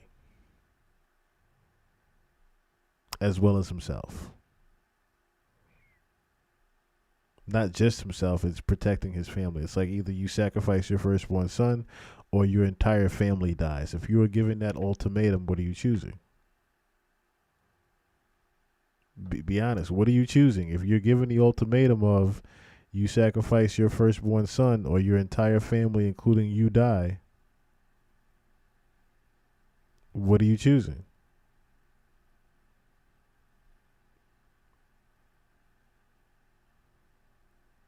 some people are going to make a different choice. Some people are going to make the obvious choice of, well, you kill me, you kill all of us. Some people are going to make that choice. Some people are going to say, well, in which we know in history, as we see this example up here, there's some people that have made that choice. Now, this could be alleged right here of Davido, but again, it's not like we haven't seen sacrifices happen in the industry. Kanye West was just the most obvious example. Kanye West's mother. I sold my soul to the devil. I know it was a crappy deal. At least it came with a few toys and a Happy Meal. That's him verbatim.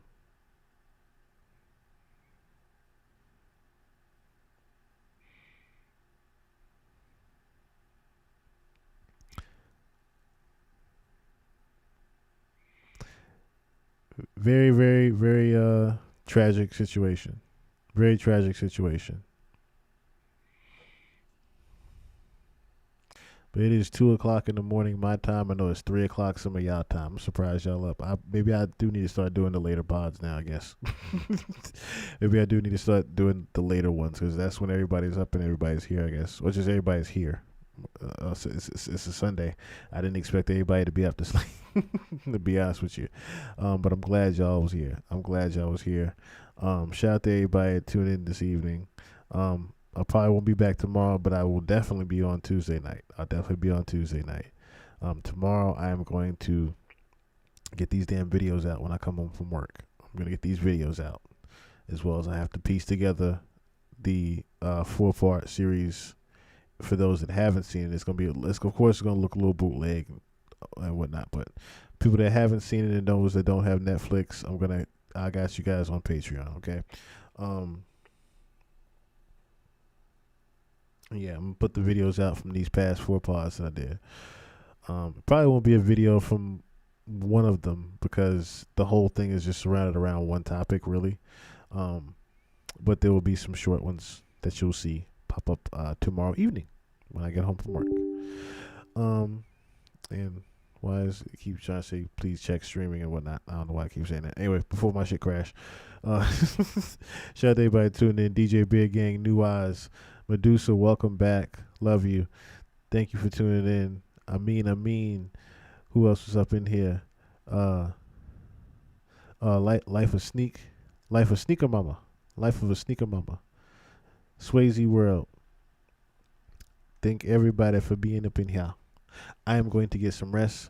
If you guys can help and would like to help, anything at all, any donation is helpful. I'll put the PayPal link up here one of these days if you guys don't like to use Cash App. But the Cash App is over there.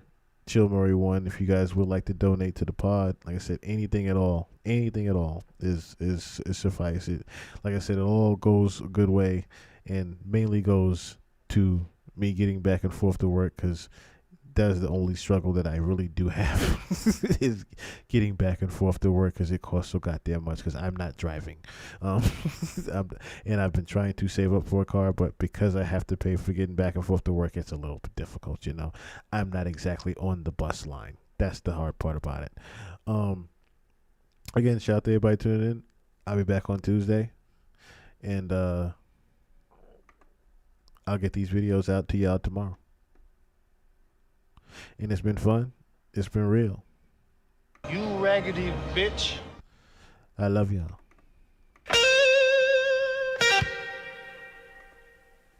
Till next time. It's been real, everybody. Thank you for tuning in. Live from the spot, baby. Peace.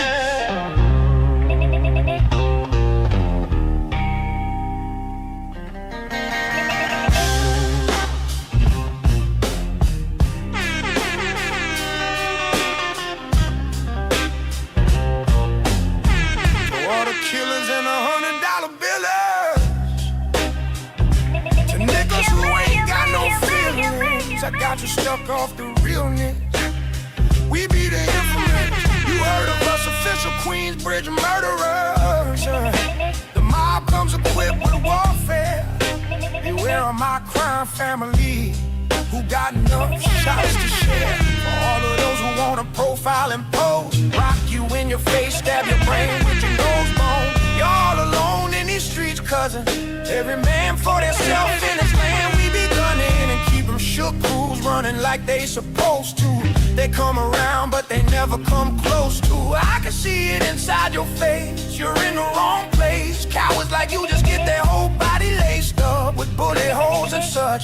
Speak the wrong words, man, and you will get touched. You can put your whole arm against my team, and I guarantee you it'll be your very last time breathing. Your simple words just don't move me. Your mind over major. You all up in the game and don't deserve to be a player. Don't make me have to call your name out. Your crew is featherweight.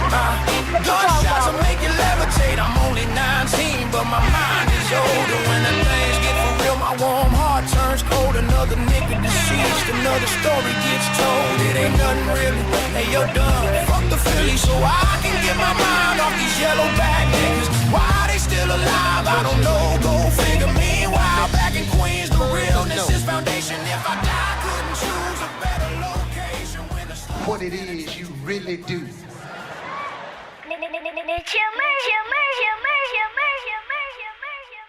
A bullshit, a bullshit, a bullshit.